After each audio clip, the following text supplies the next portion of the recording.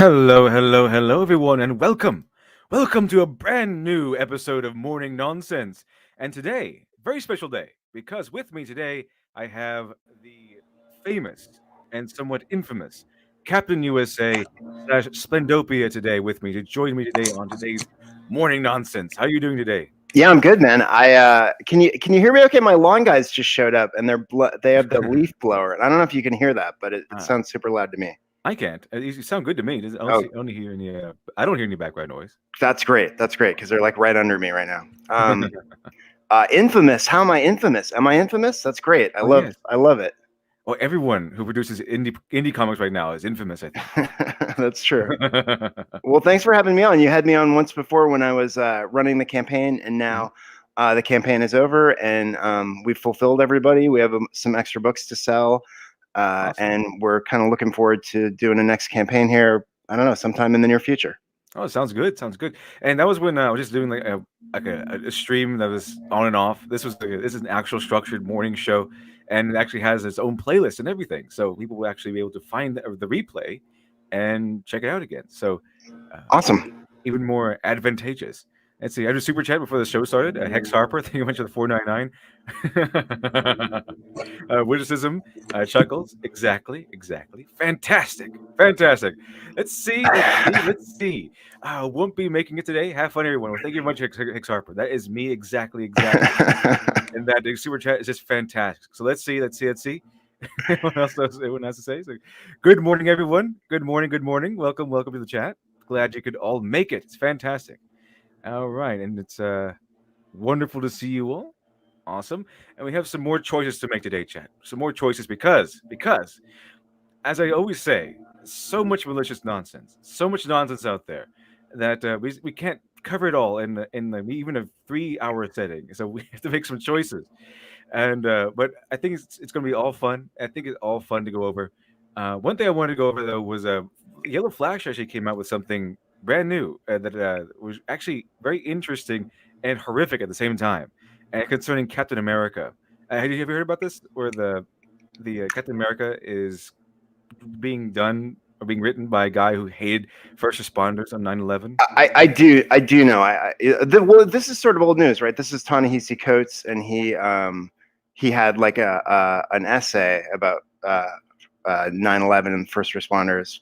But this is old news, right? That Yellow Flash dug up, or is there some new development in it? Well, I think something new. I think he was against first responders, but I think the new news is that he was just put on Captain America.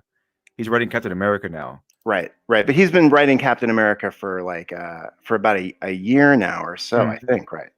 Yeah, I'm not really sure. I know the name of Ta-Nehisi Coates, but Yeah. I'm not really sure what he actually does. I just know that he's awful.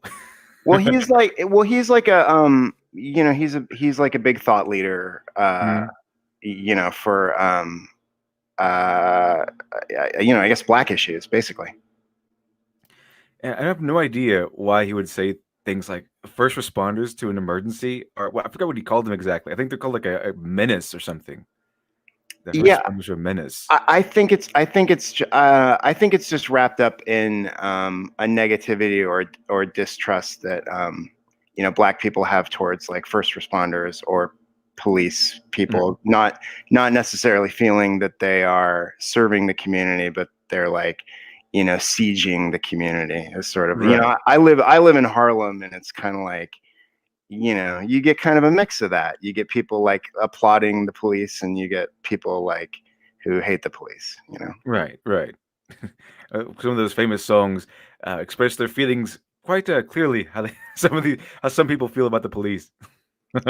Yeah, I mean, I go both ways on it too. I certainly appreciate, especially like right now, the New York Police Department. But I've had plenty of interactions with New York police that are not great. I think New York police are particularly famous for their treatment of people.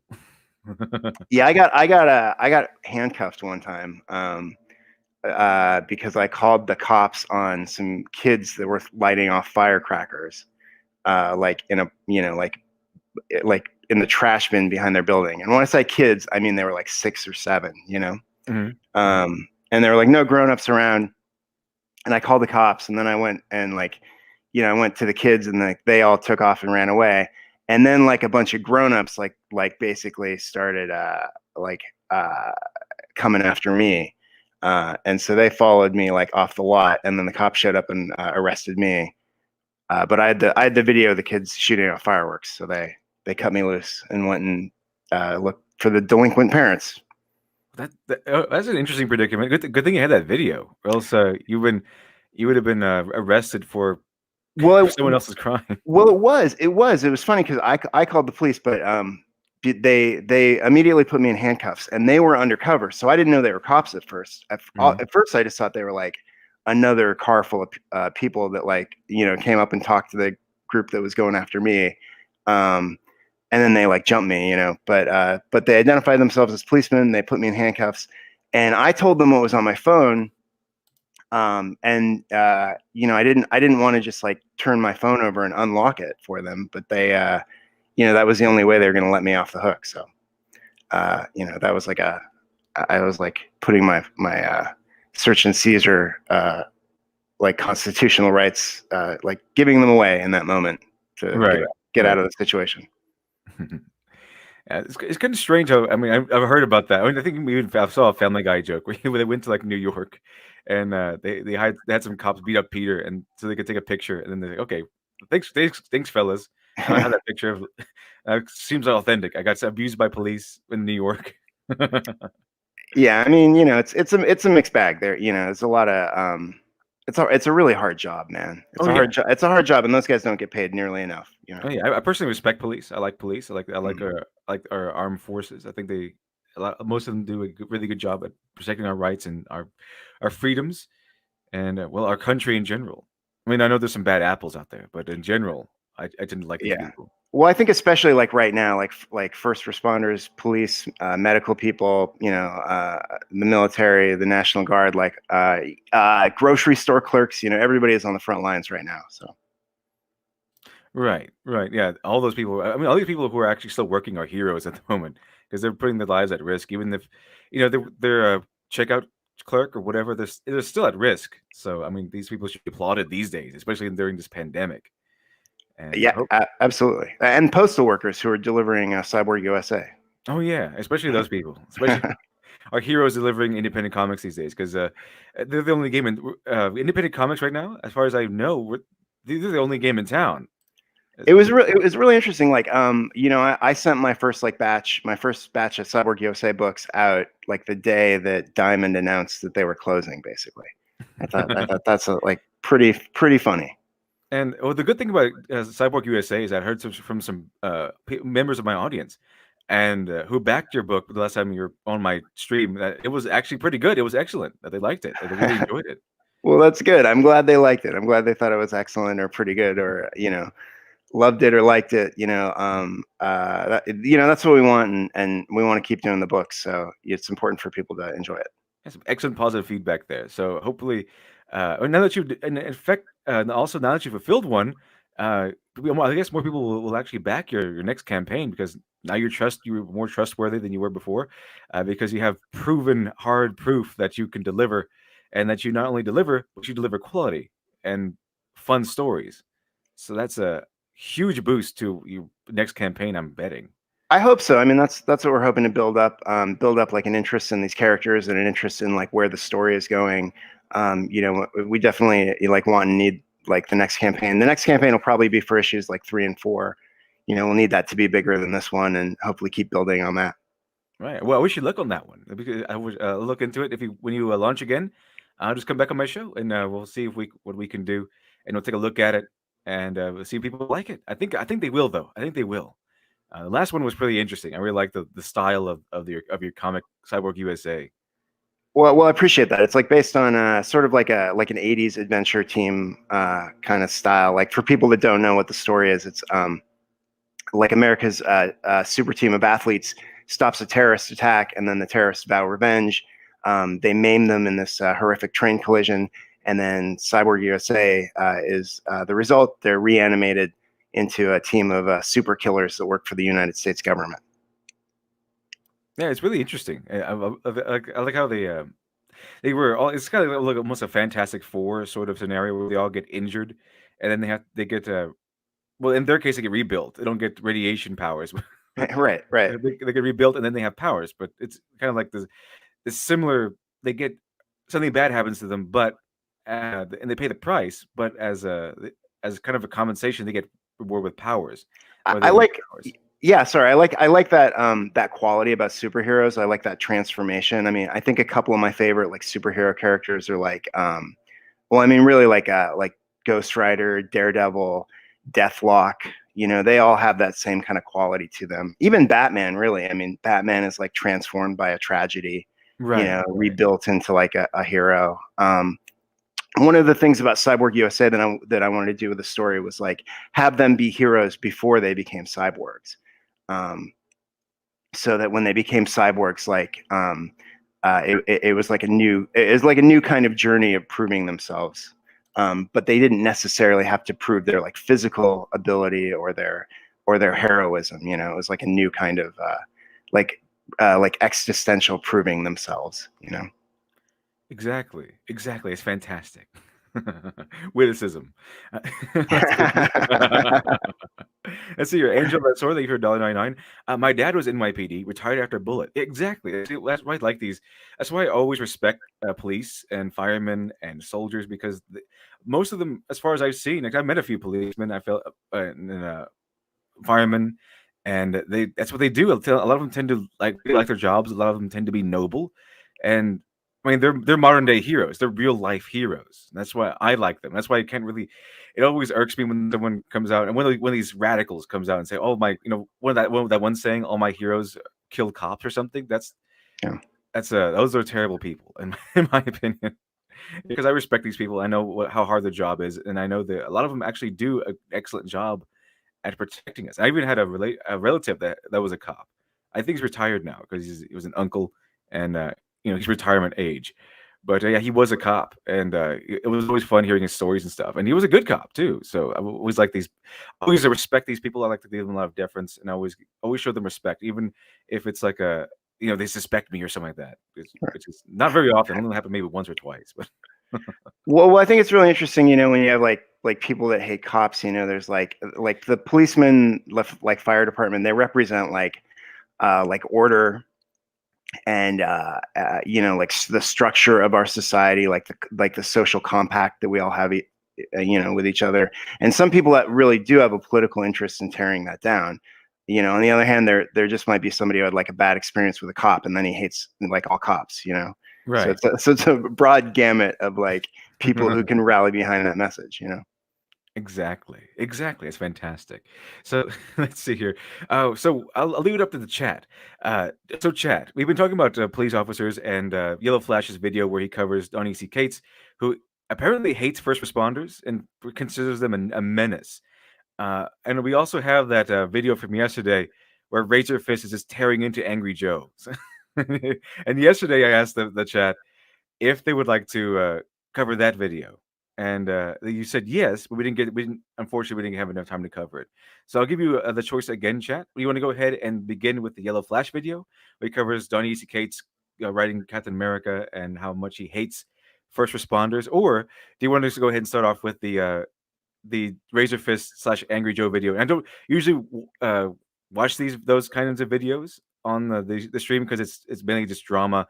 It's YouTube drama, and it has some political stuff in there. And we don't like to show politics on the stream that much because politics is a dangerous territory. But if you want to, because it's really funny, and Razor Fist is always he's always a delight to watch, even if you disagree with him.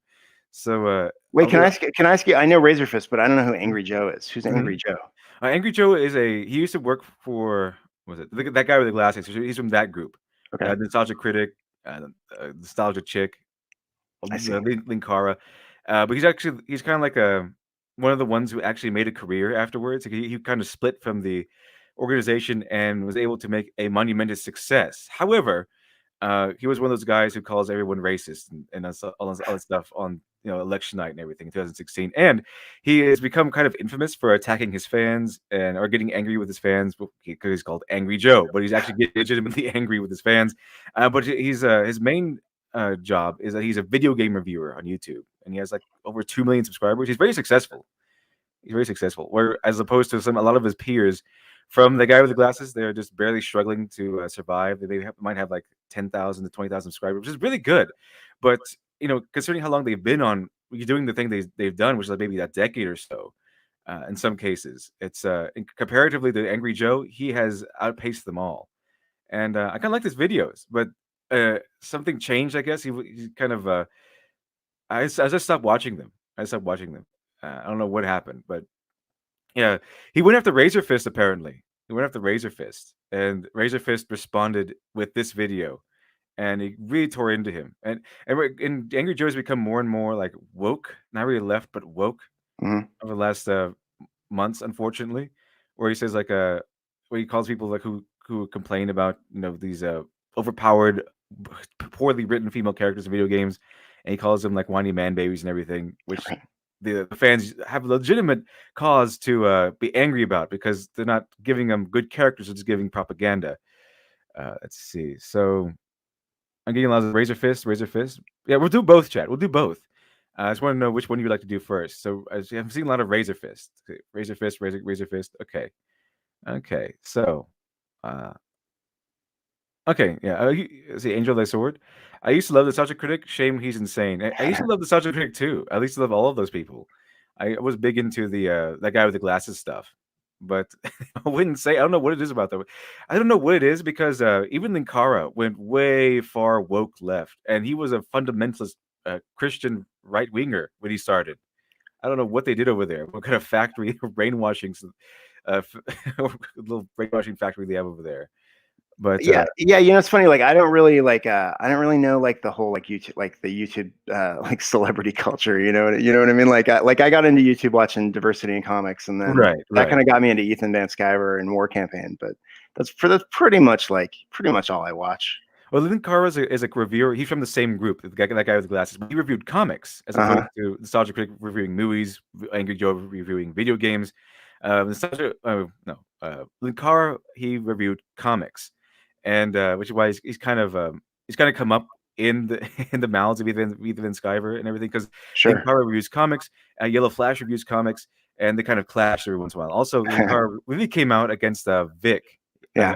I'm pretty sure. We came out in defense of Mars Girl, aka Arms Girl. Oh, interesting. Well, So I know about Arms Girl, and I know, I know Yellow. I've followed Yellow Flash for a long time, so yeah, I know how he can get like a pretty hot. oh yeah.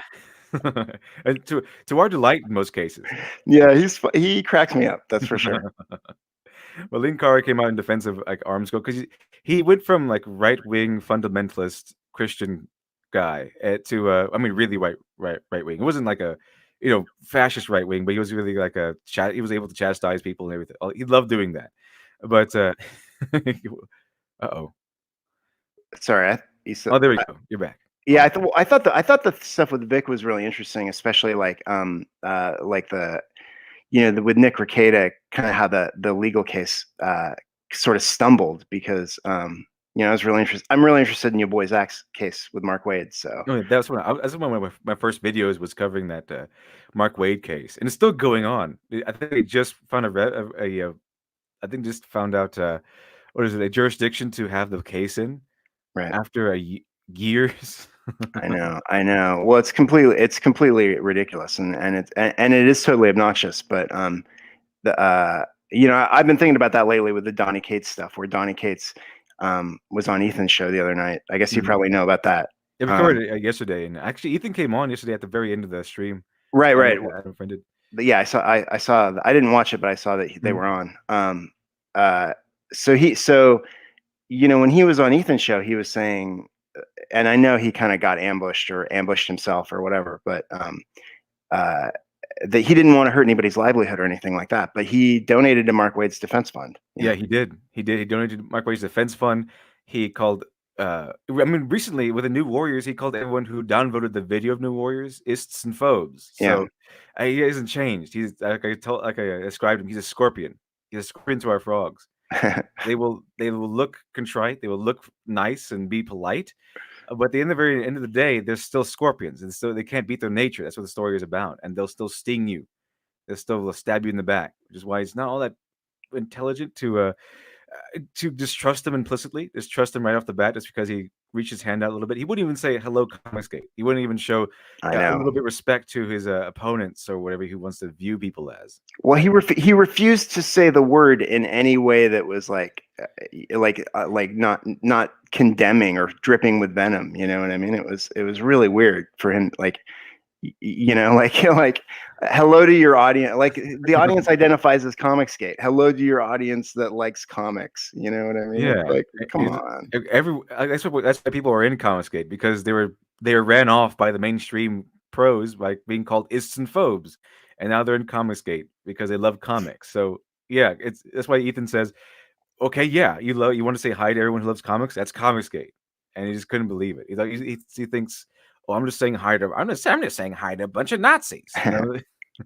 Well, I've been in Comicsgate for a long time, long enough to be in it before like people really called themselves Comicsgate. Like it was guys like Donny Cates being like, "Oh, those guys are just Comicsgate," because they're not happy, with what we did to their book.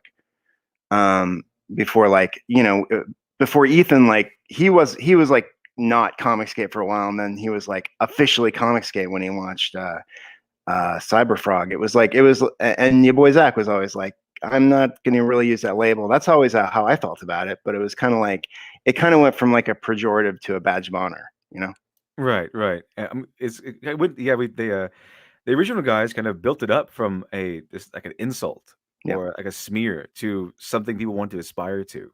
Yeah. And a hashtag and a rallying behind like change and building something new.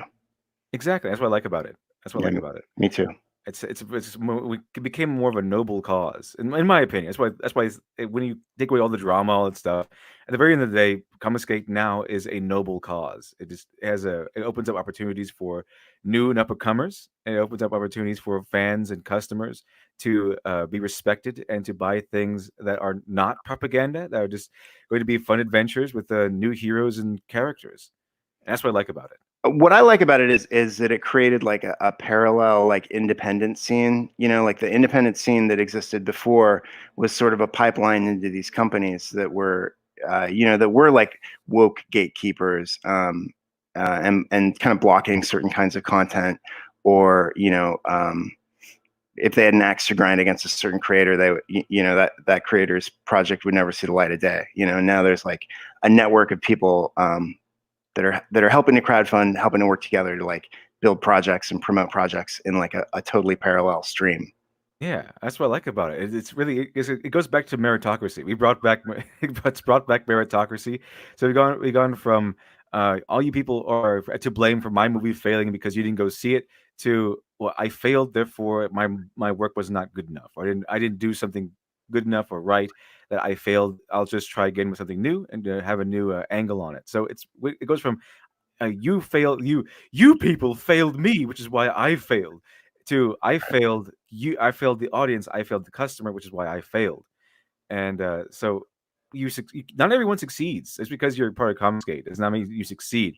There's been some people who have not succeeded, but people learn, people retry, and eventually they might succeed. I know recently, Preston Acevedo, his first Doc Salem campaign unfortunately did not make it. However, it has now. Managed to pull it over the finish line. So he has a successful campaign. He's going to be doing Doc Salem. It's happening. Right. It's happening. So and it's because he improved his campaign since then.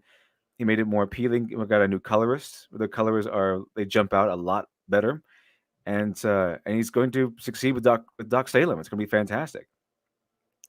Yeah. Yeah, I mean, all that stuff is great. I think it's like why it's sort of laughable, when guys like Donnie or Mags are trying to like break bread now, because it's like they were using that like that system that was gatekeeping to ostracize pros like Ethan, and now they built something new up, and these guys realize that might be the only game in town if Hollywood collapses, which it basically is doing.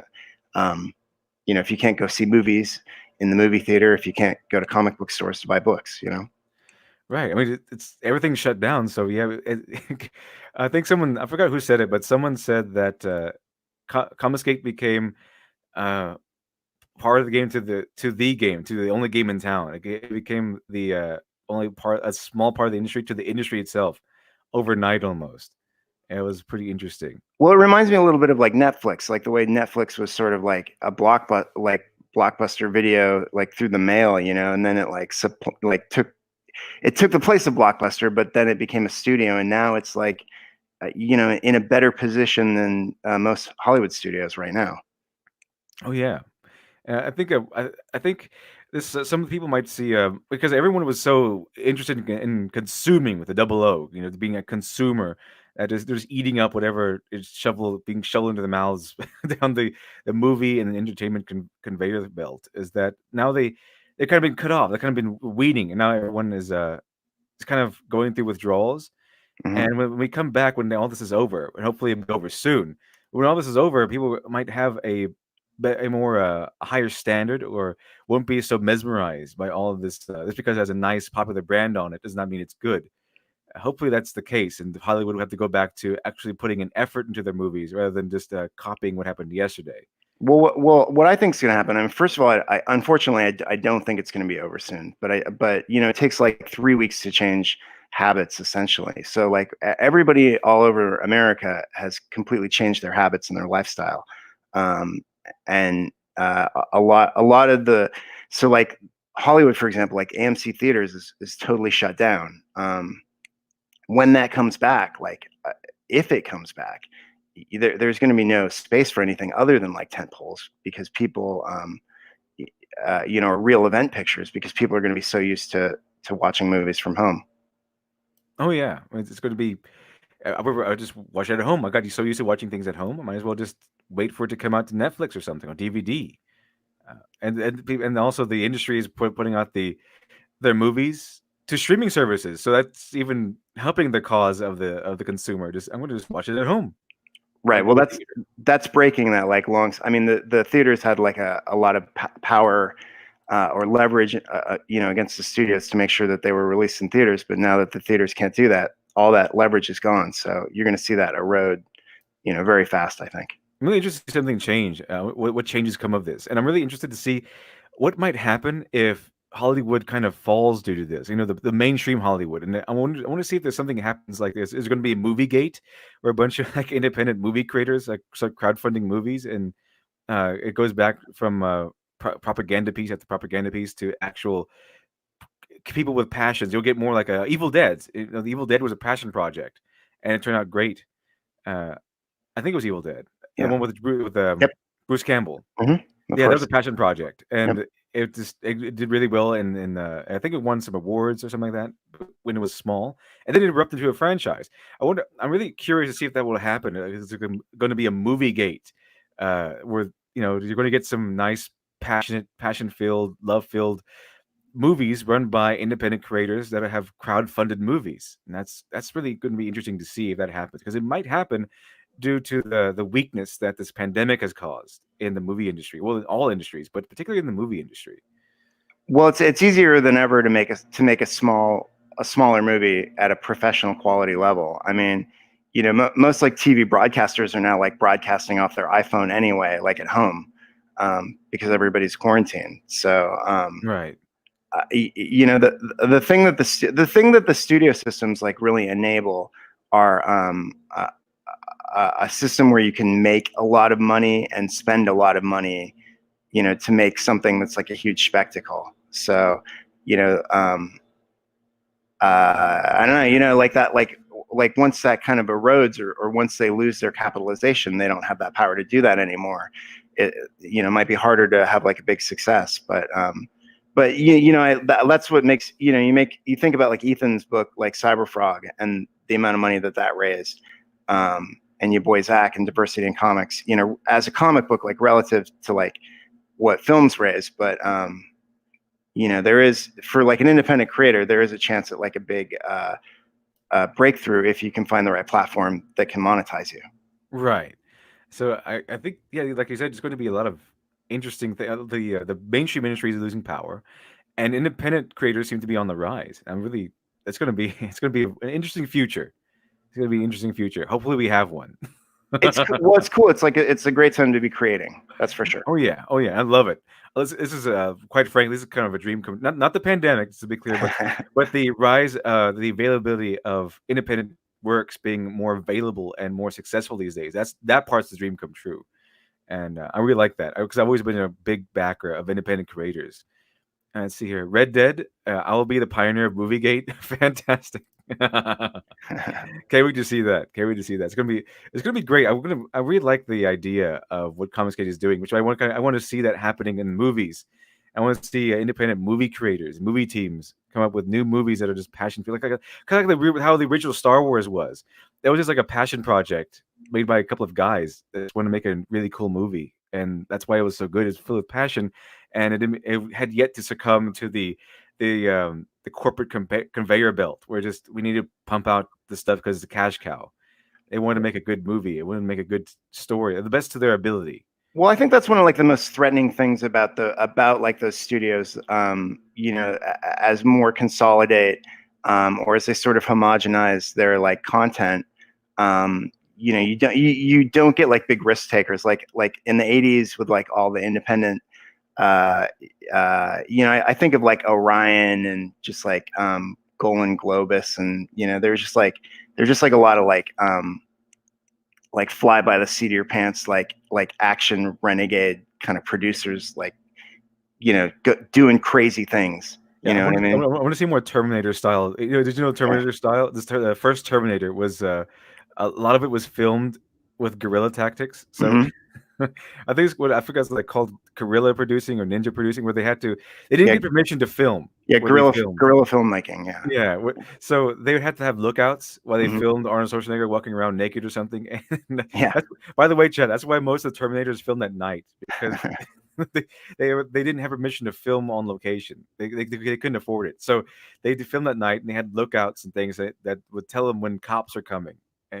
So that's how most of the first Terminator was filmed. So that's going to be interesting to see. I want to see that sort of bravery in future filmmakers, not necessarily the law breaking stuff, but I want to see Yeah, yeah. The flip advanced side of that is you usually want to apply for a permit if you're going to start blowing off explosions in the middle of the night. But that'd be a good idea generally. it's unless you have a problem with cops, and then just like go for it, I guess. Yeah. But anyway, let's see here. We're going to watch the Razor Fist and Joe video. Now, apparently, this was so spicy. He had to put it, he had to put it on BitChute, because this is what he actually has on his Twitter. This is what he actually tweeted out. He didn't tweet out the video on YouTube. He tweeted out the BitChute video. So spicy. So we're going to have to. I'm going to go ahead and do the usual pause every once in a while to commentate. Also, that'll help us.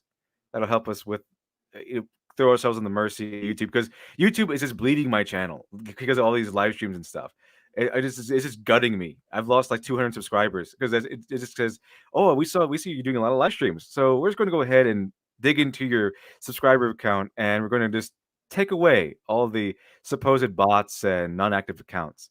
So they do that. Ethan Van Sciver said that too. That they did the same thing to him. So you do start doing a lot of live streams as opposed to like uploaded, uh, like edited videos. Mhm. They'll start docking you subscribers, and that's why you get a lot of people. Even Yellow Flash says this. Tug says this. Doomcock says this. Where suddenly a lot of subscribers find themselves unsubscribed to your channel, and they didn't want to be. So Right. YouTube will just unsubscribe people from your channel if you do a lot of live streams, and unfortunately, that's my case. I can't help but put a lot of I want to make sure that all my edited videos are at least as perfect as I can make them. I know they're not perfect; they're flawed. They're very Mhm. flawed. But I don't want to put them out unless I feel like I've produced something good, and so that's why my videos tend to take so long. I'm still working on videos, chat. Still working on videos. I got several and I got so many on on the lineup. But yeah, so YouTube is bleeding my channel, so I don't want I don't want to incur the ire of YouTube any more than I have to, just so that we can keep up the entertainment for everybody. So if you'd like to join me on commentating on this video, I think we can we'll still have a lot of fun. All right. I say, oh, look us in the chat. Good old Obama. Thank you for joining us, Obama. Wow. And Mr. honored to President. have you here. Let's see here. Disney is adding a gender fluid character and DuckTales reboot. Wow. Well, that is interesting. I've heard some things about DuckTales reboot. Not all of them good. Not all. Well, no, they don't wear pants in DuckTales anyway. Yeah, Right? yeah. They don't. I don't know what gender fluid is going to help. But they're going to have like a male duck with a bow. What's going to happen here? I'm not sure. I used to do I used to do improv comedy in New York City, and one of the guys that I was on a team with is like he like does voiceovers on everything. So he's like on DuckTales, I think, too, and he's like the voice of Sonic the Hedgehog in that movie. That guy, Ben Schwartz. Oh yeah. It's okay. The only good thing I've heard about DuckTales, and people might disagree with me on this, with DuckTales reboot, is that David Tennant is the voice of Scrooge McDuck, and I've heard so little about David Tennant that he is not ruined for me yet, which is good. I only know him as the 10th Doctor, which I enjoyed. Have you seen Broadchurch? I don't think so. Yeah, I really like that. It's a really great show. Is it David Tennant is in there? Yeah, so there was actually like two versions. There was like a US version and a UK version, and he's in like both versions, like the US remake too. And he's also great as the Purple Man in Jessica Jones.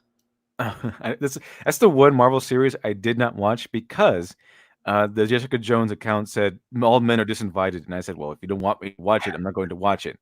And I didn't have to. I have Marvel, and I have a Daredevil and Punisher and Luke Cage. I personally like Luke Cage. I know people probably have a problem with that show, but I personally liked it. I like Luke Cage. I liked most of it. I felt like the first season there was like a drag in the middle, but I liked like the beginning and the end. A lot of Luke Cage was like shot in my neighborhood, Oh, so that's like interesting. like there's a scene where they like blow up the like bodega with a rocket launcher, you Yeah, know. that was an interesting scene. So like the next episode, Luke Cage is like thrown like digging through the rubble, and that lot is like I can see it from like my window basically, Right. my apartment.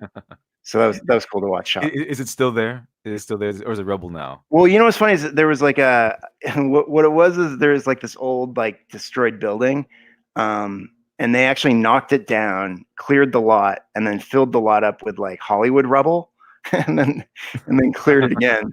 And now they're building a new building there. So Oh, that's interesting. That's interesting to know. Thanks for that tidbit.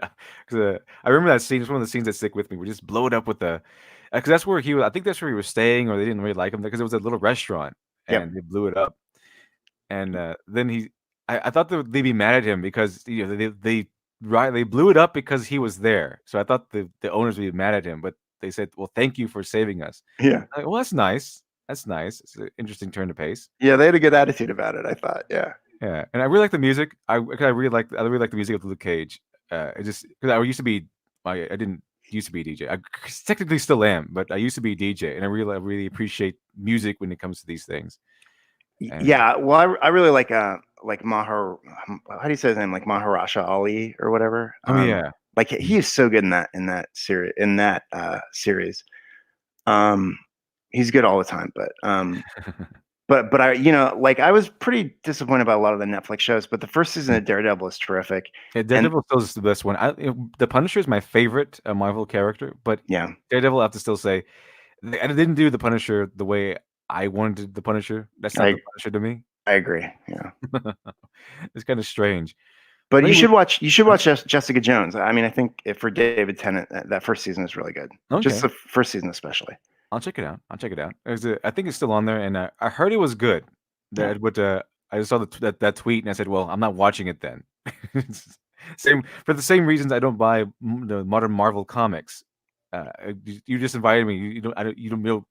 I'm not welcome in your Yeah. circles apparently. So I'm not going That I think that strain of marketing is so totally bizarre, and I think it's been proven that turns people off, and it just doesn't work. I mean, the strain of the technique of marketing that actively tells customers not to go consume your product. That's the Yeah, yeah, I agree. yeah. The one that's like, hey, half of the audience, this movie is not for you. You Oh, know? that reminds me. Check this. I got a new clip, chat. I got a new clip. I think it pertains to our current conversation. Let's see if it If you plays. don't like my Sometimes it politics, takes a little bit. don't buy Here we my go. I book. found a new clip Yeah, that'll do very well for this. yeah, that's exactly right. Yeah, Kelly Sue DeConnick is like, yeah. If you don't like my politics, don't buy my book. That's their mindset. Well, I think it's so crazy because like you should buy books of people you don't like their politics of, right? Like it's good to learn what other people think. Yeah, I mean, I usually read the books when it's an election time. I usually read the books of the people I want to they're running.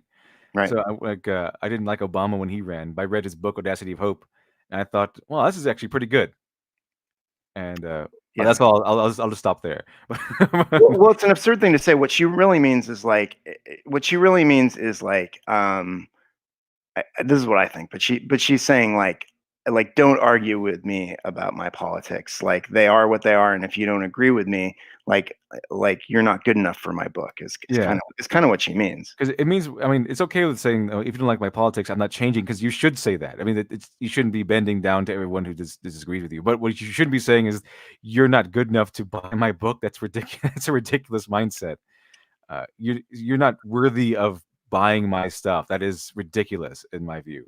I think that's part of it, but I think part of it too is like that kind of work is designed to reinforce like certain attitudes, or promote them. So it's like they don't want like anybody like disagreeing or poking holes in the strength of those like those propagandistic like assertions. Right. Right. But I think we kept I think we have the audience watering at their mouths for long enough. I think we've been teasing them for too long. Let's see what Razorfist has say about Angry Joe. Finally, we'll get into this. Finally, we'll get into this chat. Don't worry, chat. We're just get lost in this nice conversation. It was a fantastic conversation, but I think you're ready for this Razorfist. He's gonna lay into Angry Joe. Uh, let's see here. I'll go ahead and get rid of this little banner here just to make it easier to watch.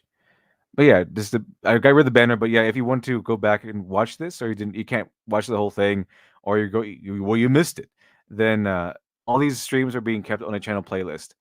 Well, you got to watch out because it might be covered in blood because YouTube is slitting the throat of my channel for all this live streaming. But it's there. It's there, chat. It's there. Anyway, check it out. Hopefully, I'll wait for the internet gas to kick in. I think I can smell it.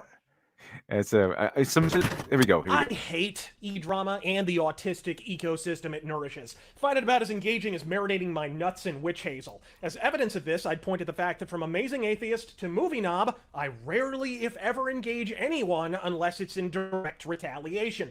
But some people... Oh, wait, I think he means Movie Bob, and it's just an insulting version of Movie Bob's name, but Movie Bob is awful. I watched some of his videos. He is terrible. And I think EFAP, that crew, when they cover him, they have to slow him down because he doesn't know what he's talking about. He has no really good points to make. So he has to do what I've seen as in a pattern of these defenders, like these Last Jedi defenders. You see this a lot of times in these very malicious Last Jedi defenders, I'll say. The ones that say, like, if you don't like the Last Jedi, then we can't be friends and you're a terrible person. Those kinds of people. They usually have to use these word salads, these giant word salads with these giant words, these multisyllabic words, to cover up the fact that they're actually not saying much at all. And that's Movie Bob all the way around. The way around. I know Movie Bob from Twitter, and he's definitely like one of the dumbest people I've seen on Twitter. Oh yeah, he is. I am surprised that people actually unironically follow him and look at his stuff.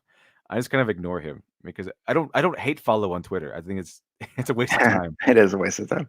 Yeah, actually, HK47 for life. Thank you much for the 2. Make sure you stay till the end of the video. Oh yes, the end of the video is absolutely fantastic. And I'll just say this. I'm not going to spoil the end of the video, but there's a thing about this current culture about jokes and things. They say, "Oh, you're making fun of this race of people. That's insulting."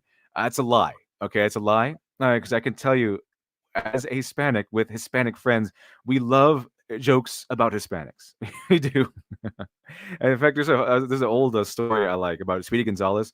It happened a long time ago, but Speedy Gonzalez was actually taken off the air because they say it was racist against Hispanics and Mexicans, and it was brought back onto the air because Hispanics and Mexicans love Speedy Gonzalez. I love Speedy Gonzalez. Speedy Gonzalez is dope. Oh yeah, I like Speedy Gonzalez. I love his cousin Slowpoke Rodriguez. Yep. Yeah. And he's always saying La Cucaracha. It was fantastic. And it was also drawn together. They had the big episode where they go to Mexico, and Mexico is ruled by King Tequila Worm, a giant tequila worm, versed by Carlos Mencia, who has of course been shamed out of the comedic community for being a joke thief. And but that was fantastic. It was one of my favorite episodes. So I really love that stuff. When I first moved to New York, I went to there was a live show that Colin Quinn did, and it was like kind of a experimental show, sort of like stand up, but it was like scripted, but it was basically like a bunch of stand up comedians from like different races and ethnicities, talking smack to each other. And just like throwing like slurs at each other, and just being like offensive, but in kind of like a, hey, we all live in the neighborhood and like we're all like best buddies kind of way. Yeah, and it was like familiar. That's how I grew up. I can't remember what it was called, but it ran for like 4 episodes, and I was at the they would do it was live, so they do a rehearsal and then the show that night. So I went to the rehearsal of, I think, the pilot episode, and I thought it was so good. I thought it was like so interesting and so funny, and it just went nowhere. That was like right after 9/11, I think. that came out. Okay. Okay. Well, yeah, that sounds like it'd be interesting to me because it sounds like what real life should be, not just the sanitized version of real life. Well, I think that's right. There's no ability to do that kind of humor. There's certainly no like corporate appetite for it. Yeah. There's a population. There's a popular appetite for it, but not really a corporate one. They Right. want to be sanitized everywhere. A sketch therapy gives a welcome to sketch therapy. He gives a good point. Movie Bob engages in flowery purple language to hide the lack of concise logic in his quote unquote points. Yeah, usually that's why I try to say in the vernacular when I'm trying to when I do a video. Most of the time I try to stay as clear as possible. But with Movie Bob and with commentators like Movie Bob, they tend to use not only do they tend to use flowery language, like really complicated multi-syllabic words, but sometimes they use terms they just straight up make up. I've seen that. I caught them on this sometimes. They just sometimes to make their points sound better or make themselves sound more intelligent, they just straight up make up words and terms. And I'm saying, what is that? For example, we covered a video, which unfortunately is deleted now. The stream was deleted because the bots got me on that one. And I just was overly dramatic and just deleted the whole thing because I didn't want Marvel to get a penny for my hard work. But he was covering I think he was covering Solo, and he pulled out the term smuggler's dissonance, and I've said, what is that? Okay, if you're going to make up a term out of nowhere, you're going to pull a term from the ether, you're going to have to at least explain it from your point of view, because I can guess what it means. And I can guess what smuggler's dissonance means, and I might even be right, but I don't know if I am, and that's a problem if you're trying to make a point about there being smuggler's dissonance in a movie.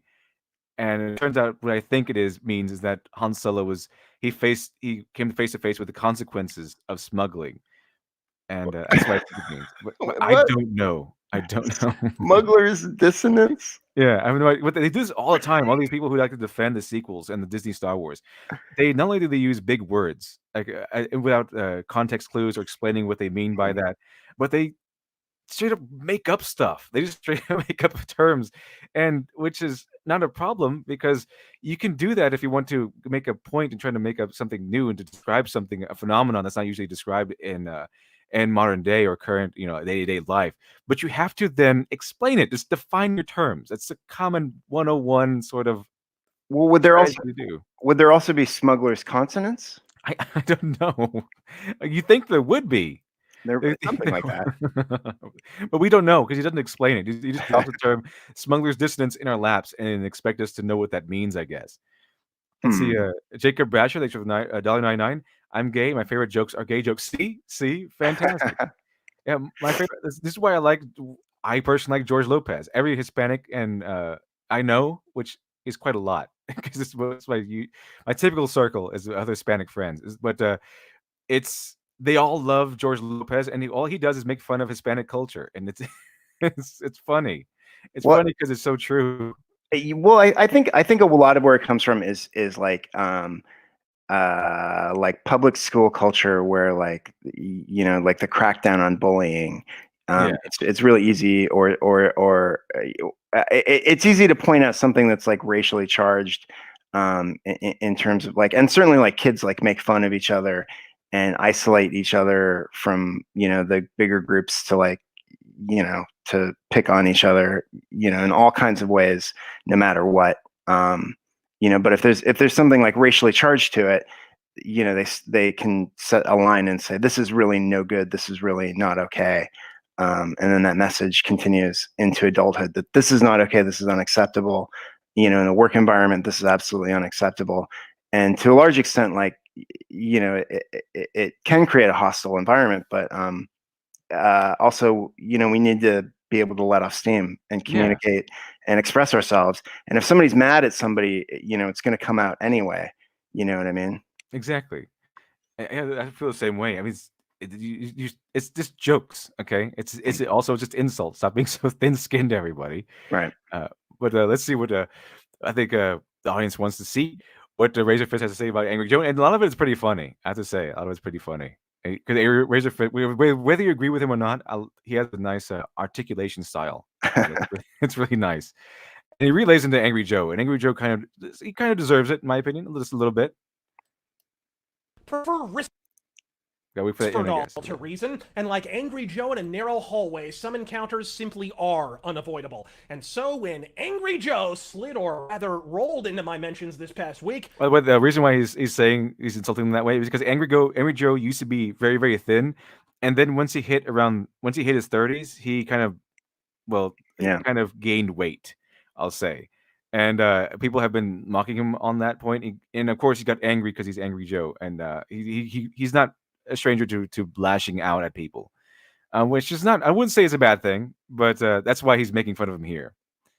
I lost a lot of weight lately, but then I put the quarantine 15 on, man. I'll tell you what. Well, I went under a fast because I sort of feel like, they want us to eat and consume our stuff. I'm going to defy you. I'm just going to fast. So cleanse the body and mind. And because I went to I think people who watch these streams know that I went through some caffeine withdrawals when I started this fast, and it was awful. It was awful. Caffeine withdrawals are no joke. But Did you get headaches? That's yeah, what I remember. it's like your head is in a vice. Yeah. But the show must go on, so I did it anyway. And I think it went fine. But I'm over that. I'm over the hump now, so it's fantastic. Feel great. Good man. Let's see here. I shook it off. And wait for the internet gas to kick in. I should switch to internet diesel. Someone said. Off and went about my day. And then he kept rolling. And rolling like Snoop Dogg with an O-bag. So finally, after addressing his facile procession of whataboutisms, watching him waddle clean the fuck past my counter-arguments, culminating in repeated accusations of being a, quote, blatant partisan hypocrite, I let fly a couple jokes at his expense, one of which made reference to his Man-Witch makeover immediately after the election. My sincere apologies, you fucking prick. Because it's Angry Joe always wears a Superman t-shirt because Superman is always it's his favorite superhero. He loves Superman a lot. He's very passionate about the hero Superman. I guess because he shares the qualities and stuff like that. Because I never thought of Angry Joe as a bad person. He just been kind of went off the rails a little bit. I still don't think he's a bad person. He just went off the rails a little bit. But yeah, that's why that insult was there. It's a bad look, like a double chin, and like a Superman shirt into double chin. This because you said that you didn't know about Angry Joe, so I'm just giving you some context there. This is a great screenshot of Doomcock, by the way. Yeah, yeah, it is. There you go. Come on, internet gas. Don't fail me now, internet gas. Gonna get out and push. It goes a lot easier if I go ahead and pause it here. Is there a hand crank? Let's see here. Because it's StreamYard is what's pausing it, I've learned. So I take it off screen and put it back on screen. It should kick back into function. There we go. This is my hand crank. Diabetes from eating your own words. At which point Joe imbibed in a game of wits, while forgetting that he lacks the game pieces, proffering truly incisive Now commentary. that is true. Okay, that is true. I don't care if you like Razorfist or not. You have to admit that Razorfist is very smart. He's very witty. He is really good with words. He's very concise. Also, Angry Joe, on the other hand, his arsenal of insults consists of "you're dumb" or "you look ugly." he has a very. I'm not going to say Angry Joe is dumb, but I'm going to say that he's a very base level of insult repertoire, which Razorfist has a very advanced. I mean, it's like I think I kind of described it as, if you ever played Civilization, when it comes to the insult game of wits game, Angry Joe is a civilization who never got out of the Stone Age. Razorfist is in the space age, and it's kind of like those two civilizations go into war with each other. Yeah. It's not a pretty sight. Some guys like revel in like being able to whip up a good dynamic insult. That's not my forte. I could say. It is Razorfist. I have to admit it is. It is Razorfist. You can just string him along. I don't know how he does it, but he's really good at it. Like you. Look at internet gas. I don't know what it is about BitChute, but it's worse than YouTube. There we go. I think it's going. I think it's about to continue here. There's a lot of leather. And capping it off with, wait for it, your belt is spiky. Biting rejoinder indeed in a world where even mainstream pop stars are wearing full-body fuck harnesses and bondage gear on stage. Any other up-to-date fashion quips you'd like to dig up from 1999? Pop punk maybe? Jinko? The name of your real fucking father? Try popping a Xanax and moving amongst the people on occasion, you Santino Morella looking fuck. Yeah, sorry we can't all dress like 2002 finishing our fucking face, cranky Carlos. If Here's you Angry lean Joe. for the kill, long-haired and leather-bedecked precluded procreation, I'm sure that Johnny Depp guy never gets fucking laid. Me apologizing for dressing how I want and not freebasing cookie dough would be like me apologizing for ranting articulately and at high speed. I'm a fan of Razor Fist, but not because of his politics or anything, but because he's a fan. He's a fellow fan of pulp, and he introduced me to Elric Milne Bonet, which is actually pretty good. It's actually pretty good. I recommend Elric Milne Bonet, but you have to really be warned. It is very dark. If you're not into that really dark, very brutal setting, dark fantasy setting, then I wouldn't recommend it. But if you are fine with that, then it's a pretty good read. I got the Ruby Throne. That's like I got the comic version because I'm not really sure where to start with the prose version. So I went ahead and jumped in with the comics because they're new and they start off at the beginning. So what is that again? I don't know what that is. Elric Milne Bonet. It's a pulp character. I think Okay. he's from France, and that's was basically what he's called. But what I got was it's available on Amazon. It's called Elric Milne Bonet, the Ruby Throne, and it begins at the beginning, which is nice, but it's very dark, and I think it sets a lot of it sets a lot of precedents what we had now. Like he's called the White Wolf, like The Witcher is. He has there's so many familiar aspects we see today in several different franchises that seem to have come from that story, or at least mimicked it in some way. So it's going to be very familiar, but it's also very interesting. It's kind of like Conan, but a lot darker. Cool. Conan was a lot of fun. The Elric Milne Bonet is a little less on the fun part, more on the gruesome part. And just kick back in Razor Fist. Oh, let me take it off screen and let it load. Okay, so it should work now. He does have his number on the cookie dough. Yeah. Unfortunately, poor Angry Joe. I guess the success he made a lot of money with this, and I guess he just forgot. He didn't do enough working out or holding back or something like that. I can Feel for sympathize. someone who sounds like Porky Pig. So let's let him.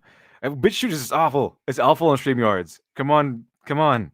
A paint shaker without a teleprompter and a fleet of fucking jump cuts to cover his talentless ass. Maybe your school teacher, when she wasn't furiously hiding the rubber cement and tightening the chin strap on your fucking helmet, should have imparted to you the sacred knowledge of how to speak the English language and dress yourself without deferring to a fucking committee. At least when you're not playing Sailor Moon dress up for comedy sketches so aggressively unfunny. Angry Joe usually dresses up for his reviews. Big takes and video game opinions so pedestrian they install a cross. He usually versus up reviews. He will hate his skits. They're always hating on his skits, and he gets angry at them for hating on his skits. Doomcock's mouth is amazing. I'm just watching his mouth. It's like it's like larger than the screen. He does have some funny faces, but he's so animated. That's why I think it's one of the reasons why people like Razor Fist. He's so animated. He did on YouTube now. So let's see. Hatch450SX. He did on YouTube. So let me see if we can maybe work better on YouTube. Let me see if we can go Razor Fist. I think he's called like Rageaholic now. It's Razor Fist. 1 second, chat. 1 second. If you can find. Let me see if I can pull it up. Here we go. Angry Joe rant. And we are at. Where are we at? Crosswalk on your. I think we're at 2 minutes 33 seconds. And here we go. Close this out. And move this over here. 1 second, chat. And we will continue with our wonderful Razor Fist in just 1 second. Yeah, I kept saying Doomcock because Doomcock and Razor Fist are like they're transposed in my mind. I just realized. I kind of do the same thing with Gerard Butler and Clive Owen. Yeah. Let's see here. Here we go. Let's see if it works any better. That's on YouTube. gang. Did you know Fallout 4 is the shit? Until everyone hates it, that is, then it's not. Sweepingly original insight. That wasn't a very flattering picture of I'm Angry Joe. deeply sorry for pointing out your chin has more sequels than Star Wars. I'd tell you to review that. I don't know how you'd write a cringy cosplay sketch about how your head went from a pinto bean to a beach ball in 6 months or fucking less. What the fuck is your blood type, Alfredo? Never mind your manufactured as man of the people, voice of the gamers, horse shit. Does he not realize that I represent you guys? That I represent a bunch? So there's old Angry Joe, and I think there was a funny story about it when he first started out. He started off with I think criticizing an NFL game or Madden. He criticized a Madden game, and that was his first review. And he put it out there, and he said everyone hated it, and they were all insulting him, and he felt really bad because they made fun of his mustache. Because for some reason he thought just wearing a mustache was a good idea, like just a mustache on there. So. I think it's a great idea. Bunch of core gamers. Putting aside how alarmingly often you shit on your own audience for merely asking you I'm to pretty sure the make stream's gonna be videos, demonetized as I now. pointed out years ago, you didn't give a flock of fucks about YouTube copyright crushing our free expression so long as Blip TV's censorious platform was parking payola up your ass. Suddenly, the moment you had to flee back to fucking YouTube to pay your rent, you've got to sing a 9-act opera about the injustice. There's a good shot for you about Yeah. Razorface. Yeah. It's ready for the video to catch up. It's kind of laggy. That seems the audio was fine, but the video is kind of laggy. So It's like his mouth is a symbiote that's like it's like consumed his whole body and made him wear like sunglasses and leather. And that's a symbiote. He's like a nerdish guy, but the symbiote gives him the leather jacket and the long hair. Yeah. and the sunglasses. And his eyes are different. Why he was wearing the mirrored sunglasses. Everyone who genuinely gave a fuck was already calling out years fucking previously. I said it then and I'll say it now. I find it profoundly hypocritical that many of the same voices who fell conspicuously silent, Angry Joe, when Google Plus was forcibly integrated into the site, a month back at the expense of our privacy, suddenly elected to pipe right the fuck up now that Google's earth-rending incompetence is cutting into their bottom line. Perturbed Pedro, you see, is the raw distillation of lefty cognitive dissonance. Namely, no problem in the world Smuggler's dissonance is truly a problem right up until it becomes their problem. I think we all remember the $7 in my wallet fiasco. Yes, I do. I have $7 because you took all this and you fucking pocketed it. This is the only fucking shit you people care about! And here I thought Angry Joe was one of the richest men on YouTube. He's called Angry Joe for a reason. He gets angry. He really gets angry. He's got that hot-blooded personality. There's nothing like a guy like busting out a wad of $7 and angrily shaking it at a camera. $7. Now that is gangster. That is gangster. YouTube. At least if you go by square inch, it's the same. Uh-oh. Internet gas is running low. All right, come on, YouTube. Don't fail me now, YouTube. YouTube is so cool that we can enjoy these like beefs between these two strangers like this. You know what I mean? It's like it's transformational. Oh yeah, it's always fun. His internet drama. Like I said, this is an exception to what I usually show because this one is just funny. As I usually like to show internet drama, particularly just like when it comes to entertainment and stuff like that. If it wasn't for YouTube, this guy would be telling it to the wall, Oh yeah. This is an interesting, one. Okay, let's continue. Problem I have with many people on the left. If the plight of the downtrodden concerns you so much, Does that mean because he brings in politics in this one, and I don't really want to? That's not what I want to cover on these streams, but it just the reason why I made an exception because it's kind of funny, and it involves Angry Joe, which is like an entertainer and a video game reviewer, and I really like Razorface because of his pulp background. Well, his pulp background of being a fan of the pulps. don't try and vote it away. That only enriches a government with an active incentive to keep it that way. If social problems are getting them repeatedly elected, why would they want them solved bald Sophocles, dislodge your corpulent digits from your dumper, and goddamn do something, you barely-ass cognizant tamale repository. If you're genuinely concerned about the plight of the put-upon illegal immigrants, why the pan-fried fuck haven't you lifted your Vienna cocktail sausage fingers from your box of bonbons and volunteered in fucking Mexico already? I did, and I'm a selfish fucking prick.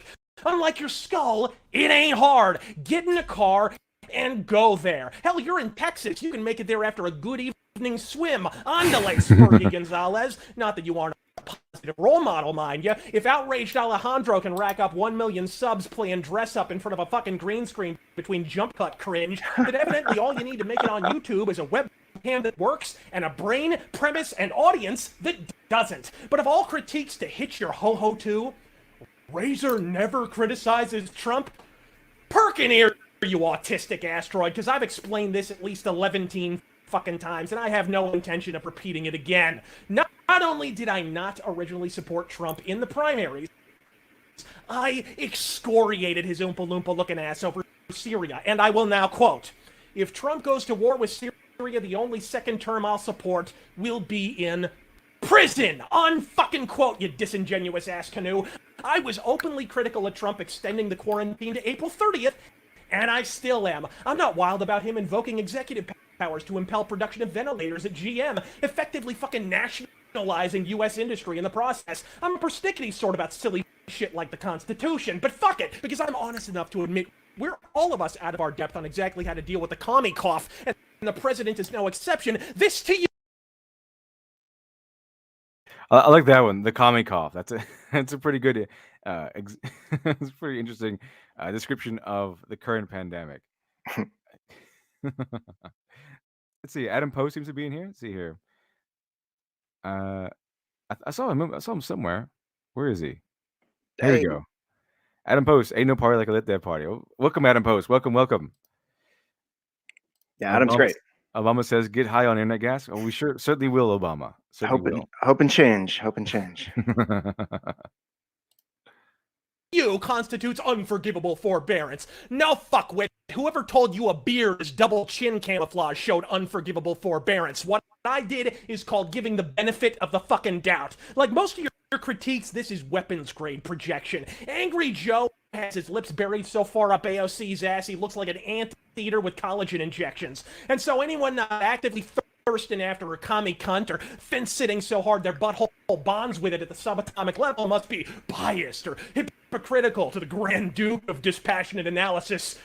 Angry Joe, the man who cornered Jeff Keighley for no reason but fucking spite and somehow made him look more Oh, this one's pretty infamous, where Angry Joe, he actually cornered a guy who he didn't like in the video game industry. I guess he's infamous for some reason, and he's known for being like incompetent, I guess. But Angry Joe did such a horrible interview with him that he made him look like a genius in comparison. But as a result, There's no MMOs. Well, we have a best PC game category. Civ's nominated, StarCraft's nominated. What happened to for MMOs? Studio of the Year?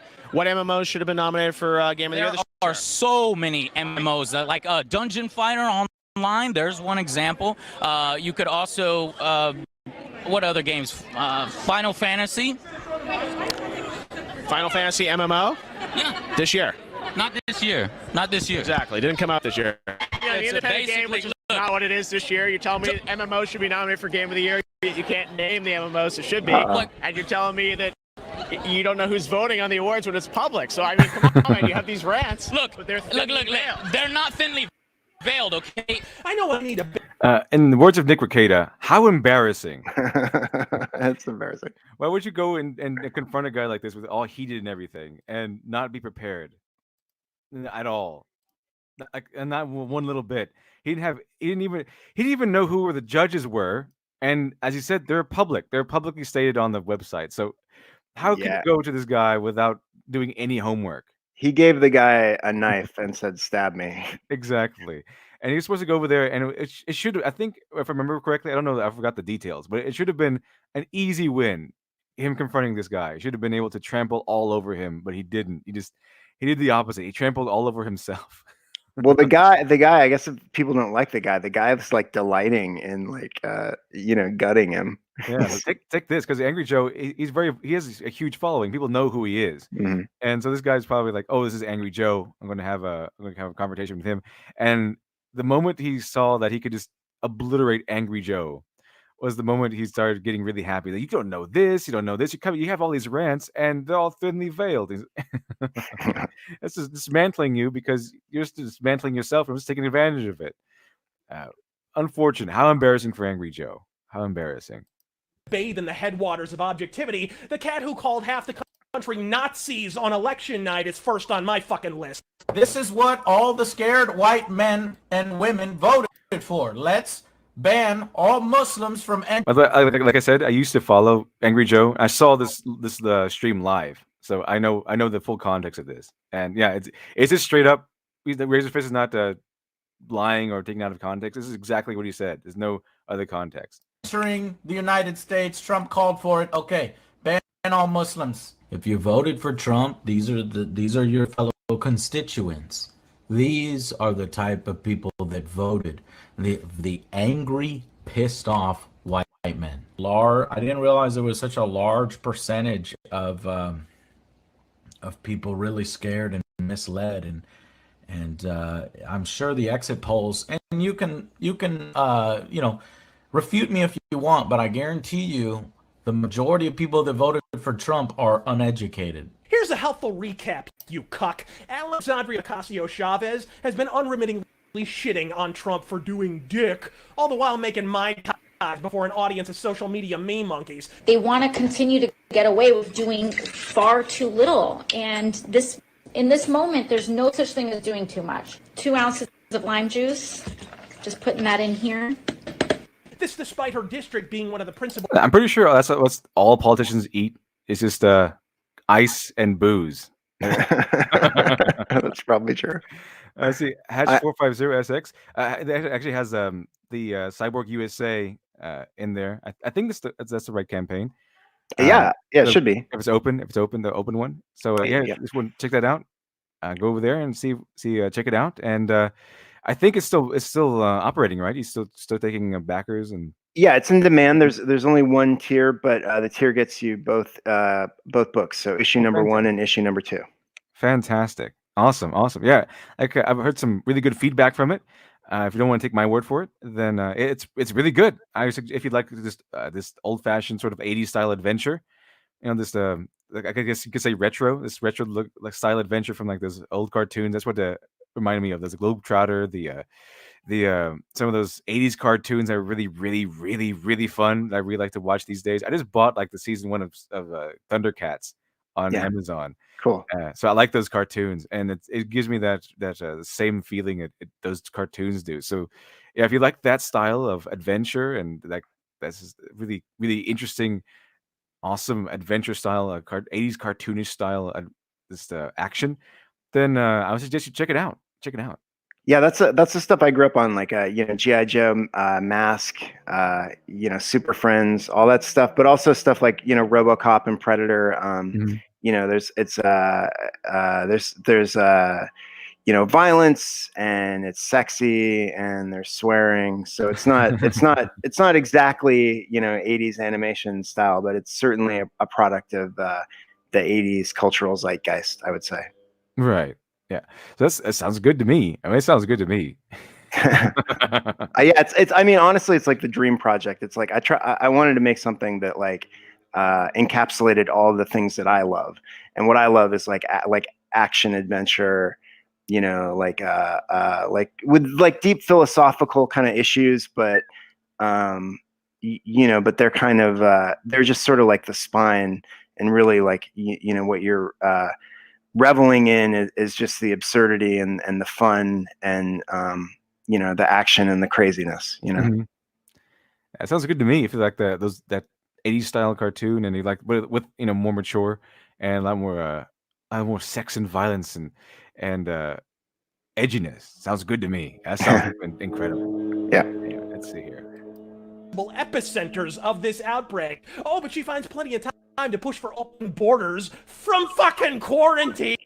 A layman might call that fiddle fucking while Rome coofs or some shit. I pointed out the irony and the fuck of. I wasn't taking exception to her making goddamn drinks. Christ knows white knight AOC supporters like yourself are so fucking thirsty you could fucking use one. Not that I expect a man who spent election eve 2016 unironically alleging half the country are racist to comprehend the concept of gradient fucking nuance. Point being, I don't come to where you work and slap the Kojima cock out of your mouth. How about you leave the big issues for the big boys? The truth is, you're all rolling the dice here. Anyone, from Trevor Noah to Pissed Porfirio, who answers the question, what should we do to fix the current pandemic, in the resounding, doubtless affirmative, is an inveterate bullshit merchant of the lowest, roundest possible order, and you should ignore them at Mach speed. AOC and other assorted fuckwits were calling him a fascist for 4 years, so he defers to the states in this lone instance, at which point you complain he's not authoritarian enough. You're lucky T-Rump doesn't take to the podium and tell you all the fuck clean off. If he wanted, he could leave it solely to the states, as several presidents have during previous pandemics, and he'd be well... Speaking of previous presidents, Obama says, I want to see a raunchy version of Darkwing Duck. I want to see that quote in your next book, okay, Obama? Yeah, like who doesn't, Obama? You've got the clout to make it happen. Go get him, Obama. Just use all that money you have and make us a new version of Darkwing Duck that's raunchy. I think it's spelled R-A-U-N, Obama. They might not have actually, YouTube might not allow you to actually type the word raunchy. That could totally be the case. Because for some reason I wanted to type I wanted to put the word Arnold Schwarzenegger. I want to type his name Arnold Schwarzenegger in the super chat once.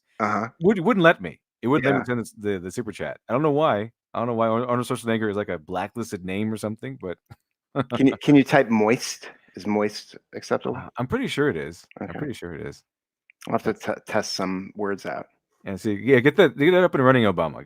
Make crowdfunded or whatever. We get that raunchy version of Darkwing Duck up and running. Yeah. Let's get dangerous, Obama.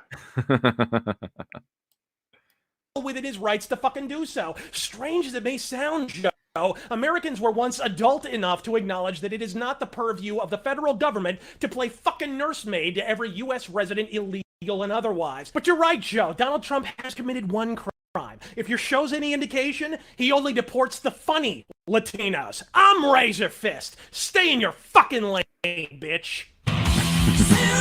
That's a nice send off. I'm gonna skip past this part because I think it's copywritten, and I have trouble with copyrighted music before. YouTube really slams you down on that. So let's see here. Of course. All right, here's the ending people wanted to see, and I found this personally pretty funny. Razorfish should do. What do you say? I was gonna say Razorfish should do the thing where he, like the David Caruso thing where he like lifts up his glasses and like the wall explodes behind him at the end. I'm not sure if he has eyes or not. He never takes off those mirror glasses, so it's we can only speculate that he does have eyes. It's a good point, but it's never been actually confirmed. It's kind of like how people say PewDiePie has no legs.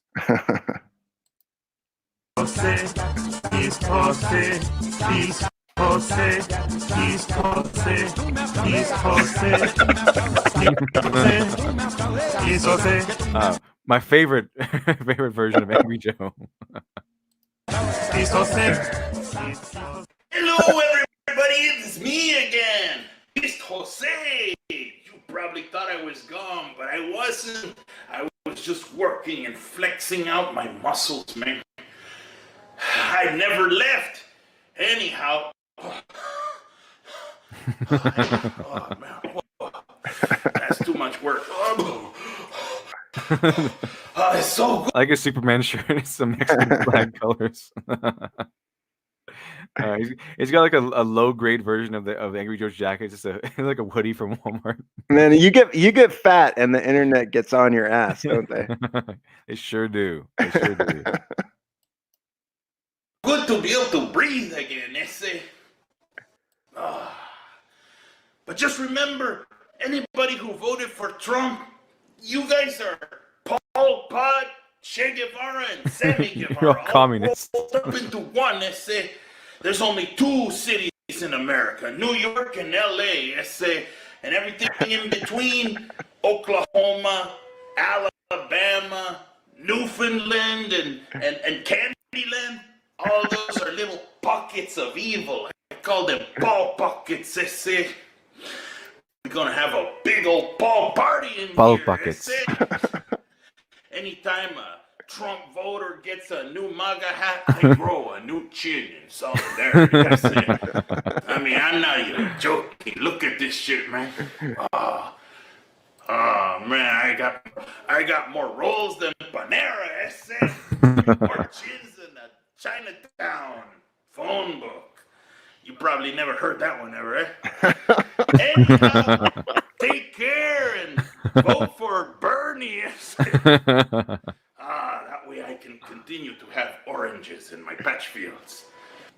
Hey, real quick, listen to me, Ese. I love you, and I can prove it, because I voted for Bernie, Ese.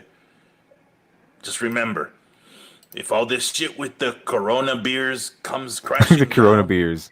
just remember, may we all die valiantly with pineapples in our thrusters.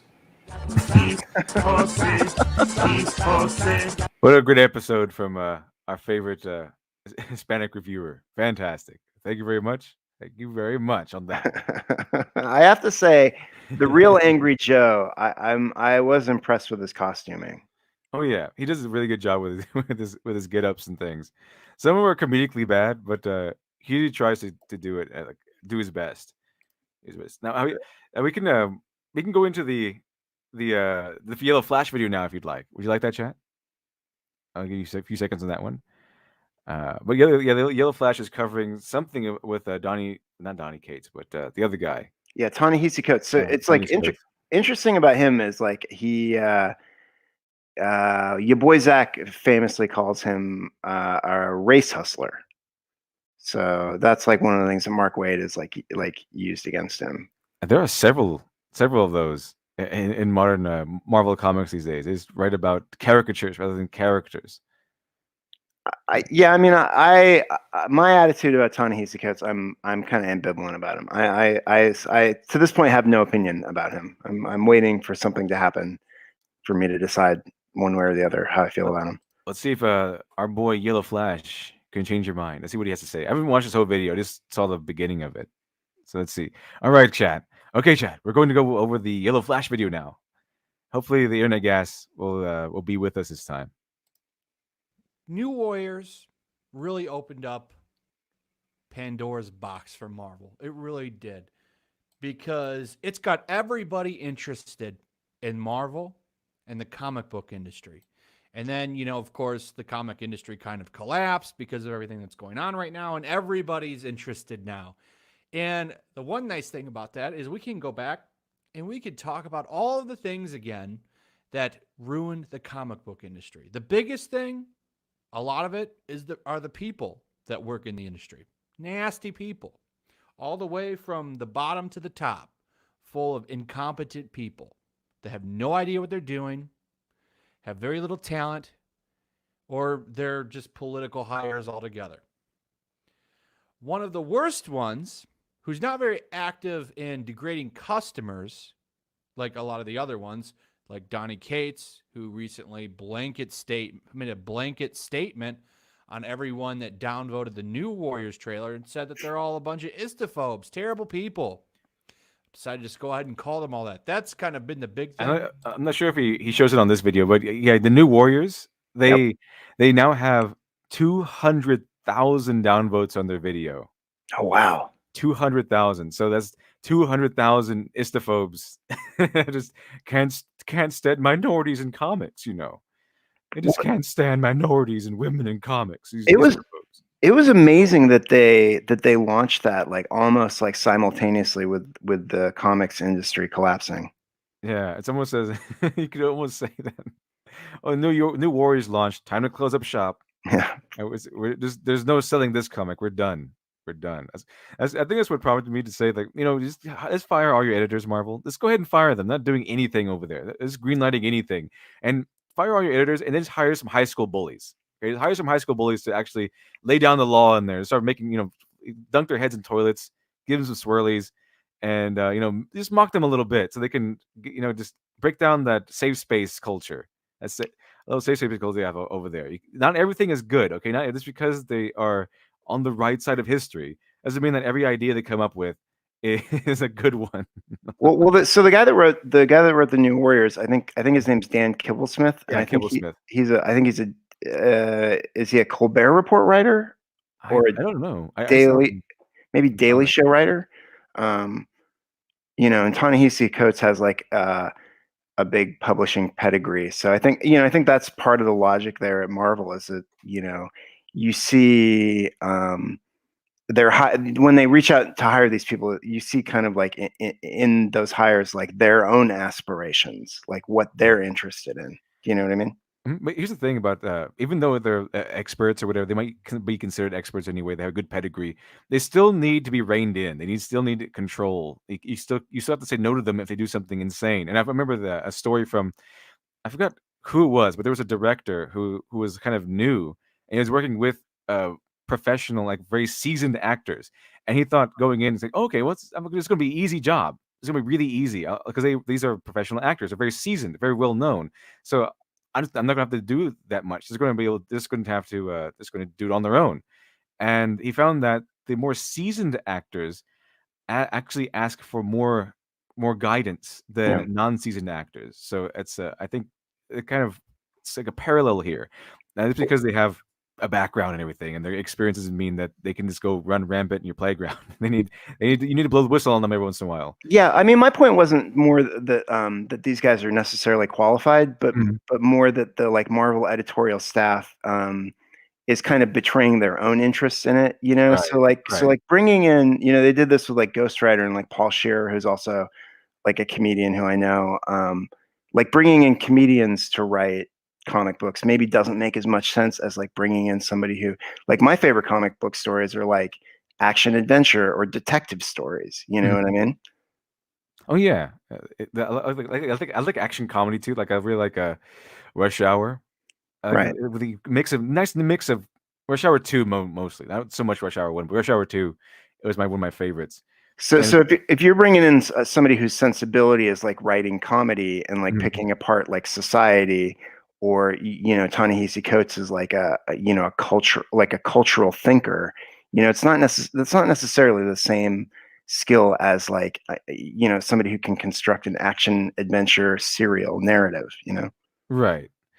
I think that's what happened with the Suicide Squad movie, because the trailer was so good that they decided they wanted to do they hired the company who did the trailer to do the movie, which kind of messed a lot of things up. So you should put people on projects that they are good at. You don't put a comedy writer on like a serious comic book line. You don't put like a person who hates America or whatever, like Catharantos does, and put them in control of a American-centered comic book like Captain America or something. They wouldn't go together. I mean, I think with Ta-Nehisi Coates, it's like it's interesting to make that choice because they want to kind of like, I don't read this book, so I guess we'll find out like how bad Yellow Flash thinks it is. But I think there is one argument where you're like, America means different things to different people, and the Black experience of America is different than like the Captain America sort of myth, and like where are the ways that those like intersect, or what's interesting about exploring that. It might be a valid approach to a book, but if the approach is like, I don't like that, or America is something that has never, the myth like needs to be deconstructed, I'm not sure that is useful to the property. Are you trying to tell me that what they're trying to do is subvert our expectations? Yeah, exactly. Exactly. That thing that you think that you like I'm going to show you why it sucks. Yeah, that's going to get me to buy your book. Awesome. I thought Suicide Squad was a great example though, because they did turn that movie into a music video, basically. Yeah, they did. I was excited for it too, because I like those characters. Like I like to see these villains in front of like trying to do good because they're kind of forced to. But having the villains being the protagonists it's really interesting, especially since is Will Smith. I really liked Will Smith as Deadshot. I kind of liked his portrayal of that, even though they didn't do all that much with him. But I like the idea of Will Smith being Deadshot.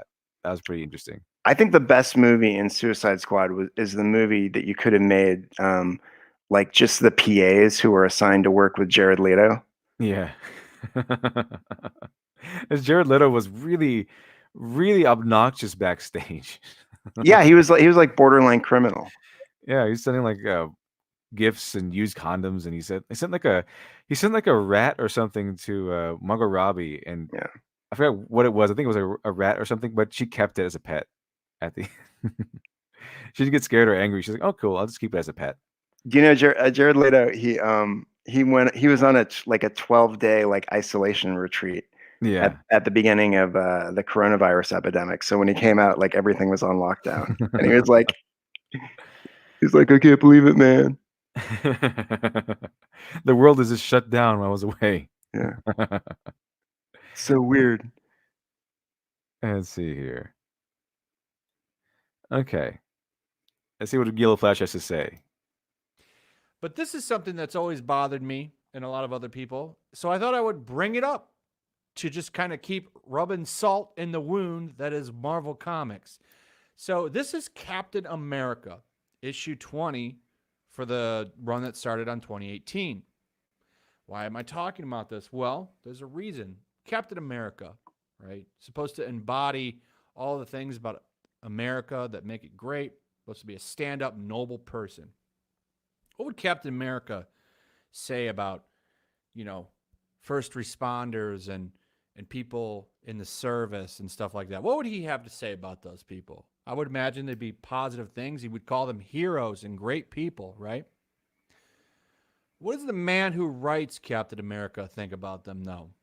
Ta-Nehisi Coates, current writer for the current run of Captain America. Current Captain America run at Marvel Comics right now. What does he think about these people? Well, I'm going to tell you what he thinks about them because he's got a whole book where he lays down his... There we go. That's what it was. Menaces of something. What Ta-Nehisi Coates called 9/11 responders, specifically 9/11 responders, menaces of nature. He's going to speak at West Point. So all those people who went in to go rescue people after one of the most tragic times in American history, those are menaces of nature. Those people who got cancer and are dying horrifically from all the debris and the poisons that they breathed that day. Those are menaces of nature, chat. Okay, this is the guy writing Captain America. Yes. So this one's a tricky one because I'm inclined to just like agree that it's stupid and offensive. You know what I mean? But like, I'm also inclined to give a guy who wants to like make a rhetorical point with a metaphor, like give him a little rope to do that. And I think, and I haven't read this to know for sure, but I think when he's talking about them as menaces of nature, he's talking about how the Black community sees like first responders and policemen, and he's making like a separate point from like 9/11. But I don't know. I'm not that interested in the point he's trying to make. I think that there is a justification for it, but I think it's also like kind of a stupid point, kind of a stupid place to make that point. Yeah, 9/11 responders, menaces of society, menaces of nature. Let's see what Yellow Flash has to say on this point. I think he brings up like extra evidence and all that stuff. His toxic worldview.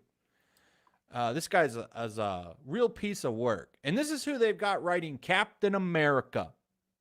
Captain America. Look at that headline. I'm not going to read the news article, though. I'm not going to go over that. I don't need to go over that because I have the entire passage to what he actually said in his book.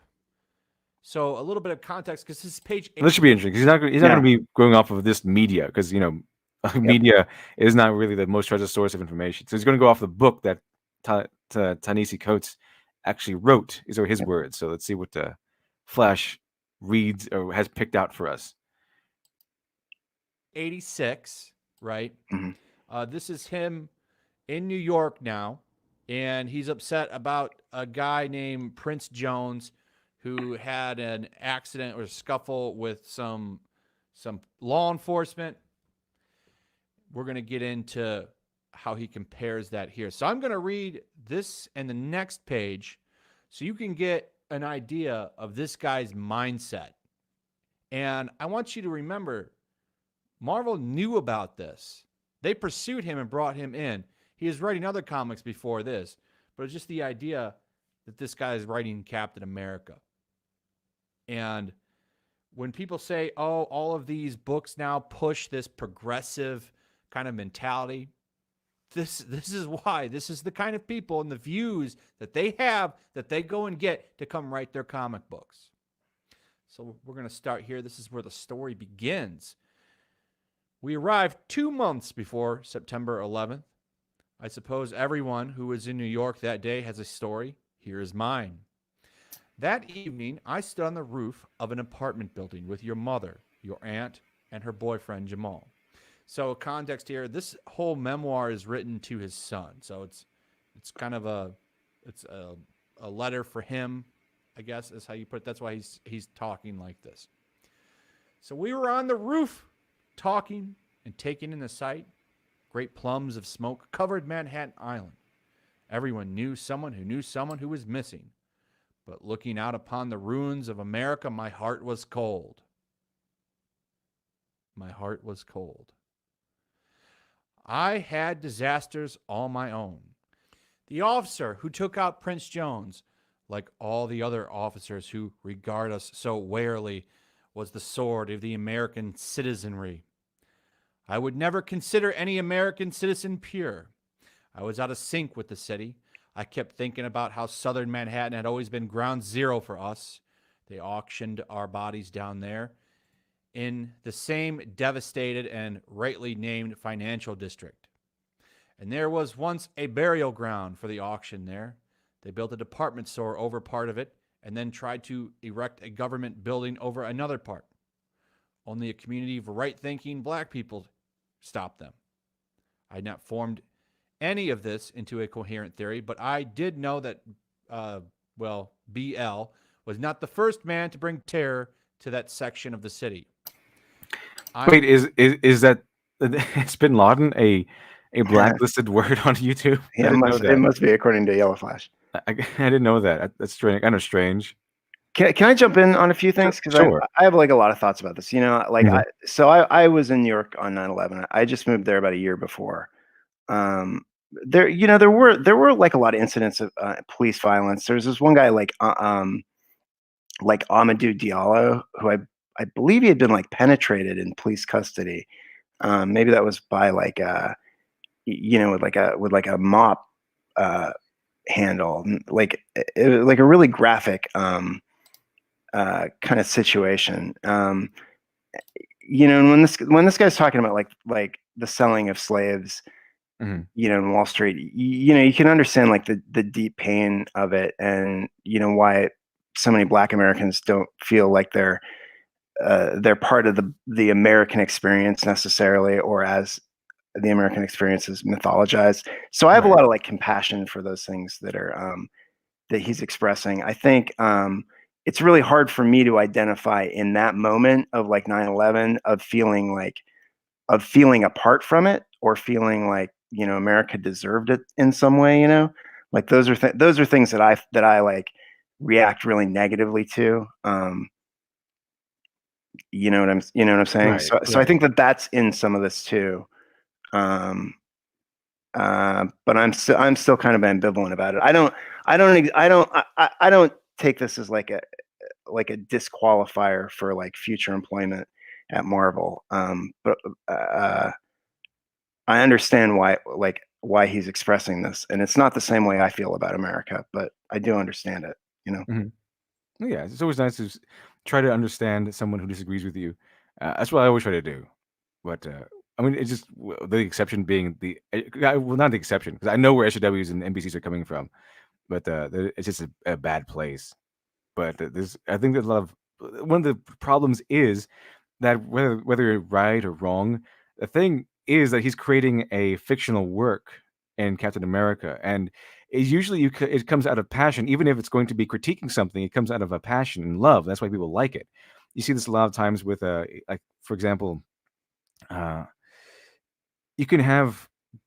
So I think like I'd like to go to Shoot 'Em Up. Shoot 'Em Up is it's clearly made by people who love the action and the shoot 'em up style movie, which is why I called shoot 'em up, also has a underlying political message about being anti-gun a little bit, but it comes across doesn't come across as obnoxious. It just comes across as part of the world. It's kind of funny, kind of entertaining, because it's the underlying creation of it was made from passion, and it's different from what you see in modern Marvel, which are great examples of what doesn't come from passion, but comes out of anger and hatred, and the drive to make us as comic book fans or fans of anything involving a fictional story or literature in any way angry.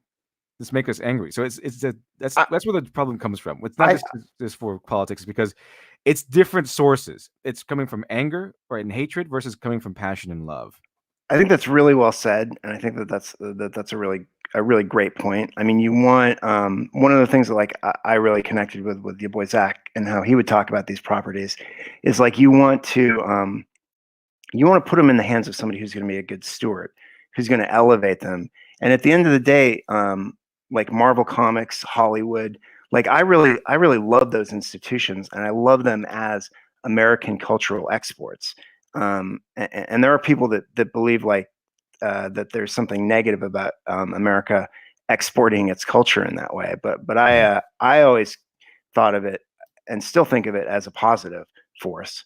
And so you do want people to be good stewards of those properties, to have that passion and the joy for them. Absolutely. Oh yeah. And you can add in your personal view. I mean, it can't help as an artist to add in your personal views and opinions. It's just the difference here is that Marvel Comics has been hitting us over the head with them, and it's made out of hatred and telling us that we're bad people, as opposed to putting in arguments rather than putting in a right and wrong position.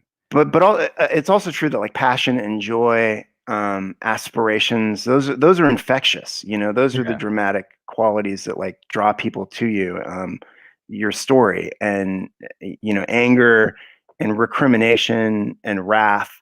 Those they don't. It's the opposite. There's a reason why Stan Lee, he put in social issues and everything in his story, but he came from passion and wanting to do the right thing rather than to give us political lectures. He even said that. He even said that he doesn't like being preached to. He doesn't like to preach to people. And when he did put in social issues, they're just kind of background. They're kind of not really a foundational element or a central element, but sort of just there as a fictional element, kind of a narrative element, I should say. Let's see here. Obama says, "What do you think about Marvel movies?" I generally like them. In general, they're fine. They're just nice, turn your brain off, eat popcorn sort of movies. I haven't seen Captain Marvel though, but I can tolerate them. I don't have any ill will towards them. I kind of liked, what was it called? That one Thor movie, Dark World, and not really because of the whole movie, just for that one scene where Heimdall jumps off a cliff or something like that with a sword and then destroys an alien spaceship with it. And that was really cool. I really like the Captain America movies. Oh yeah, I like Captain America also. Those are really good. Those are really good. I like Civil War. I like how they really handled that. They handled that way better than they did Batman versus Superman. Oh yeah. So we have a good superhero versus superhero movie in Captain America: Civil War, far superior than Batman vs Superman. I mean, if they wanted to do Batman vs Superman, they should have just done The Dark Knight Returns. They might as well. They stole so many things from that book, and they might as well just have used it. It would have been way better. Totally true. Dark Knight Returns, the movie. Yeah, I agree. 100%. I never forgot that. Neither should you. In the days after, I watched the ridiculous pageantry of flags and machismo of firemen, the overwrought slogans. Damn it all, Prince Jones was gone, and hell upon those who tell us to be twice as good and take us out no matter. Hell for ancestral fear that put our black parents under terror, and hell upon those who shatter the holy vessel. I could see no difference between the officer who took out P. Jones and the police who died, or the firefighters who died. They were not human to me, black, white, or whatever. They were menaces of nature. They were the fire, the comet, the storm, which could with no justification shatter my body. And that's the whole thing. That's the whole statement. So So that's a metaphor, and that's a metaphor that expresses the fear that he feels of what police and firemen represent. I think. Sorry. and, yeah, to him, and Yeah. but what he specifically said in that instance, the firefighters who died, Yeah. the policemen who died, Yeah. saving lives, people who are Right. now suffering and dying because they were first responders that day. They are no different from the people from the bad apples. They're Right. no different. That they are all collectively Right. menaces of nature, and that's not someone I want writing my Captain America novel. my I Captain mean, America novel. it's you know I don't know if he's expressing with irony, this like fundamental prejudice. It seems like he understands that there's an irony to it. When he says I could see no difference, they were not human to me. It's like it's like so stark and so harsh. I don't believe that he believes that. You know what I mean? I believe that's an ironic statement that he's making out of anger to prove the force of his point. But his individual grief for his solitary grief for his own personal experience, I think is so obviously outweighed by this like catastrophe. Right. know? It is out of anger. And unfortunately, that's what a lot of these Marvel creators are running on, just anger and hatred. And it's poison that's poisoning their works. And he does. I have to give him this. He does write very well. He does write like someone who knows what his craft, knows how to put together words very well. So he's far and above a lot, a lot of writers from Marvel. But as Valery Nabokov once said in his book, his infamous book Lolita, you can always count on a murderer for a fancy prose style. Yeah. So I wouldn't put it past that if he might feel this way or not. I don't know. Yeah, I mean, I'm sure he feels that way. I think he's making this point to effect. I don't know. I don't know. It's a tricky one for me because like um I don't look at it as like an absolute statement. I look at it as a statement of how he feels about the black experience and authority in America. Right. However, the other little issue here is that he's writing this to his son. Right. So hey, my son. I know you're still learning and growing up. Here's a book about how policemen and the policemen and firefighters who risked their lives on 9/11, how they're not human to me. I was like, wow, that's something I want to give my son. Don't look at these firefighters and policemen as human, okay, son? Because they're not. They might die for you to save your life, but don't look at them as Yeah. human. Yeah, Okay? I mean, I think that's just to me that's clunky writing, clumsy, clunky writing. Mhm. It's betraying his anger, but what he's trying to do is he's trying to create a visual metaphor that when he conflates them to the fire, the comet, the storm with no justification could shatter my body, the forces of nature idea. He sees them wash in. They were a force on 9/11. They like washed in to snuff all of lower Manhattan was burning like a candle for weeks. Right. So like they were like a swarm of ants. They were like there was something kind of not human about like the way that they kind of formed to work. But he saw them instead of being like a force of salvation or sacrifice like the rest of us saw them Mhm. as a menace, as a personal threat. Mhm. So that's the part that I have sympathy for, and it's interesting to hear that point of view. But I think he's an inelegant and clunky and kind of offensive writer, honestly. And that's the guy who's writing Captain Captain America. Let's see. Let's see what else Yellow has to say on this one because he's apparently I think he's done reading this page, so we'll see his commentary. So, because of some stuff that happened a long time ago, everyone that rushed in to the towers that day are trash. They're the same scum as those people. And he was mad about those flags and the patriotism that roamed the streets following. Isn't that disgusting? Isn't that terrible? What a terrible take to write this and say, I didn't give a damn. I was cold and turned off because of some stuff that happened hundreds of years ago. And this is the man that they pick to write Captain America. I've always thought this was pretty disgusting. A pretty disgusting take to have about those people. Because they're literally, I think most people would agree, some of the bravest people, that have ever lived. And this is who they pick to write Captain America. Somebody that's supposed to embody American values. They pick him. You wonder why comics have been so bad. It's because they just don't care. They don't give a damn about telling a good story. All they care about is pushing. It's a larger issue. This is actually a kind of a pattern we see these days. There's a lot of it's not just Captain America. It's also different franchises in comics. It's also different franchises outside of comics, like Doctor Who and Star Trek and Star Wars. The brains of these franchises, the beloved franchise that we've known for decades, are being put in the hands of seemingly people who hate these franchises but want to just do their own thing with a popular tagline on their shoulders. And I see this all over the place. Like Ryan Johnson, he clearly didn't like Star Wars. He just wanted to do his own thing. I think that's even admitted in one of the articles. Now, he just wanted to do his own thing. He didn't really care for the whole Star Wars weight, the weight of Star Wars on his shoulders. He just did his own movie. And the showrunner for Star Trek Picard recently came out and said that he intentionally chose to do things that would anger fans.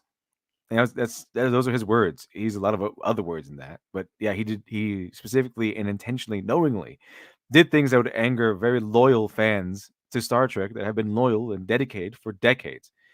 And so it's all these people are coming together with I don't know how, but all these people are getting control of franchises people love, are dedicated to, and they hate the franchises they're working for. It's very clear that they hate them. I think it's absolutely true that a lot of these franchises, they have not put people in charge of doing the stories that that really love them. You know what I mean? Like, do they hate them? Like, I don't know if they'd work on them if they hated them, but there's certainly like qualities about like the original Star Trek, like that you can tell the producers think it's like too boring or too cerebral or whatever. They're creating a show that is completely like outside the tradition of the original Star Trek. Oh yeah, they totally went a different direction. They've made old rickety Picard this world jumping action hero, or they put him in like a world jumping adventure where he has to go here and there and all over the place, kind of like a world hopping thriller or a country hopping thriller. But I remember this one story. I forgot which Doctor it was. It was a Doctor Who story where one of the doctors came on set and they had switched showrunners, and the showrunner actually actively hated Doctor Who. And yeah, he ran it still, but he ran into the ground on purpose. And eventually it was just canceled. And it wasn't, he admitted he hated Doctor Who. He wanted it gone from the BBC.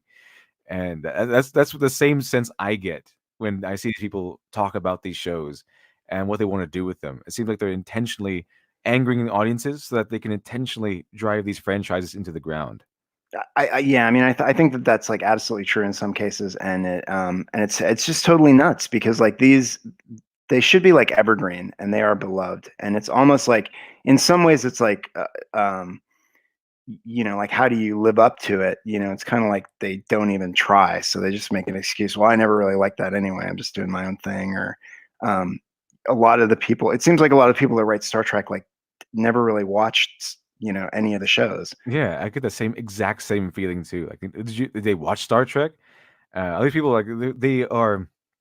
All of these people who are watching Star Trek Picard are just loving the fact that they put Seven of Nine in a relationship with another woman, and they're saying that, oh, look at the first instance of a same-sex relationship in Star Trek. And I'm saying, you've never seen Star Trek, have you? You have never seen Star Trek.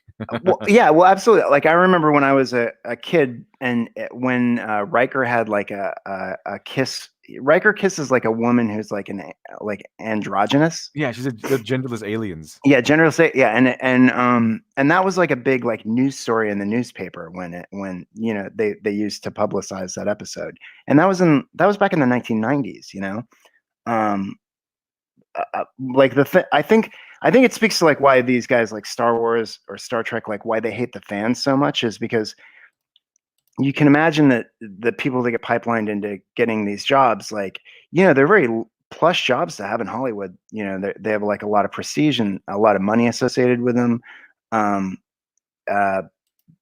maybe you get it and you don't really know that much about the property or the fan base, but like you want that job. But the fan base, they know everything about Star Wars. They know everything about Star Trek. Like I had like technical manuals that I poured over, you know what I mean? Like endlessly as a teenager.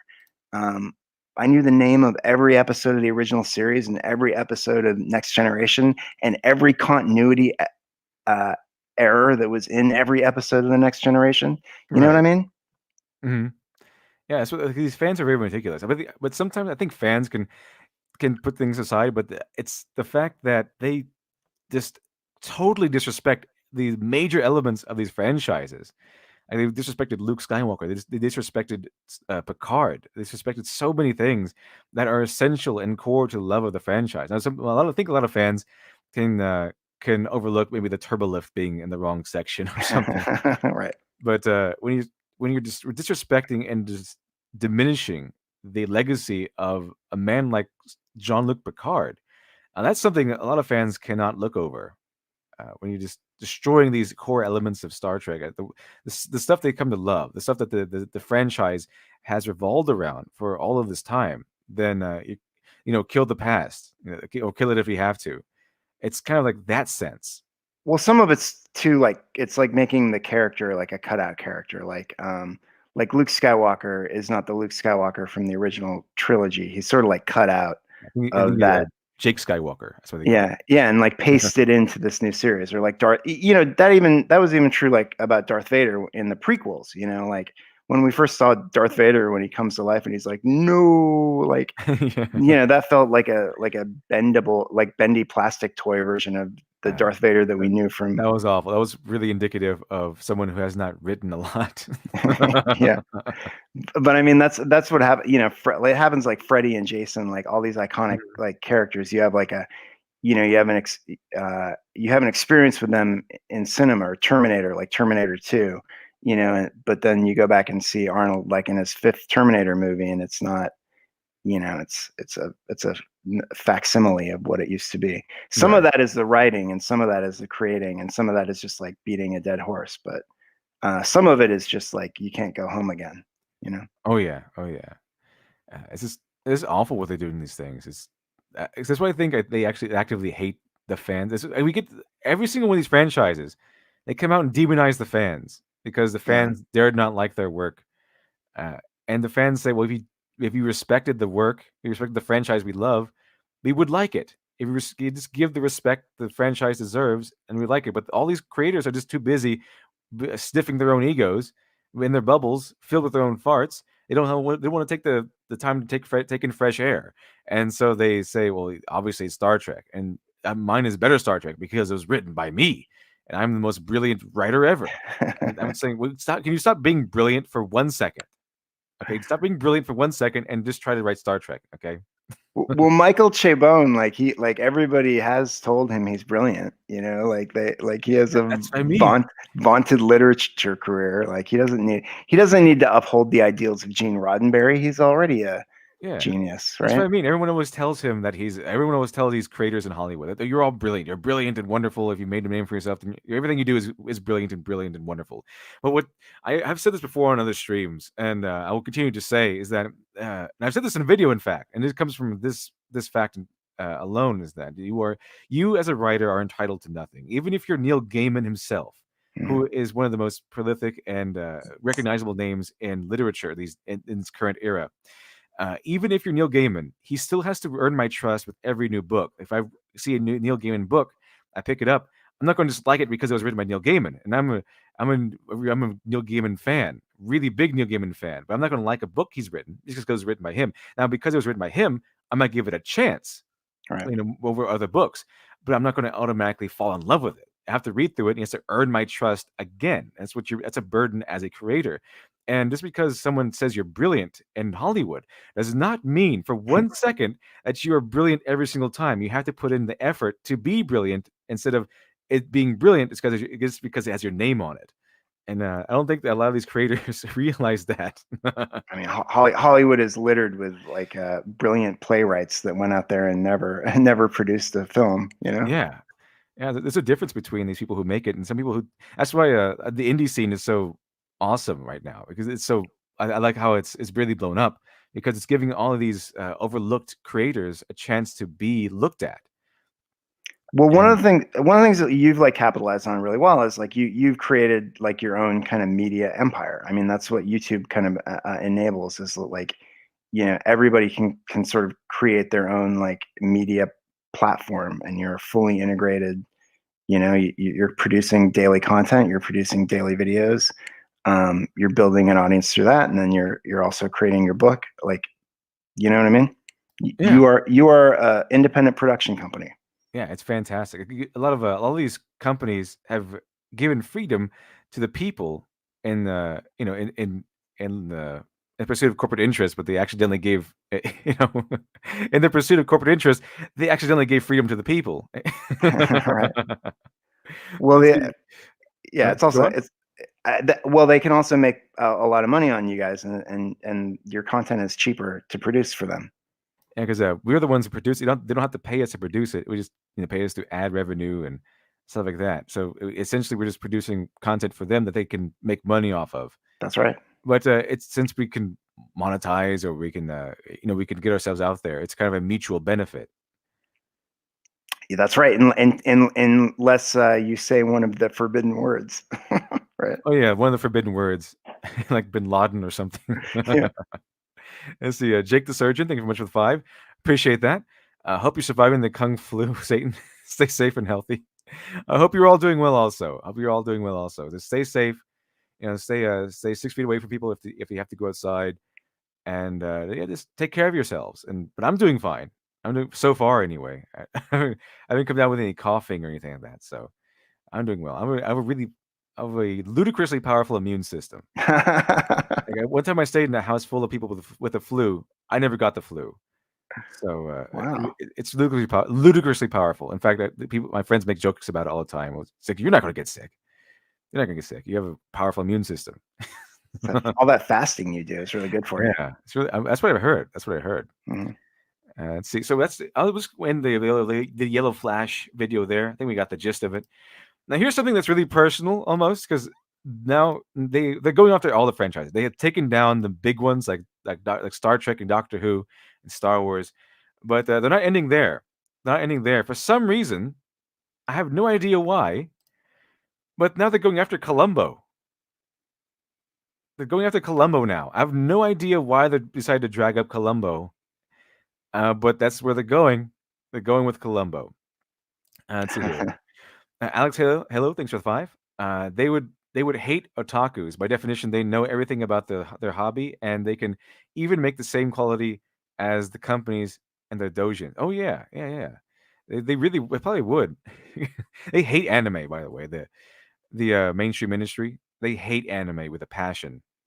The Puritans are trying to take it down, but the Japanese, they're very conservative over there. But also they're kind of free over there. I heard artists have a lot of freedom to do what they want, and they do not care about the Puritan progressive people over here trying to cover up women and everything. And they don't have that same sensibility of women are always right, or they should be the most powerful person in the room every time they walk into one. So whenever they have like a woman making mistakes, a woman being having to get hurt in a manga, they really get up in arms. But the Japanese don't care. Their dedication is to make the best story possible, because that's their culture.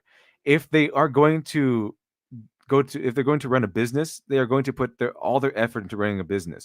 If they're going to be a sandwich maker, like at Subway or something, then they're going to put all their effort and skill and do their best to make that sandwich, make sure they're the best, they're the best person. So it goes to show that if they're writing books, if they're writing novels, if they're making art and or whatever, then they're going to put their all into doing it, and they're going to do it no matter what they get paid, because that's the culture over there.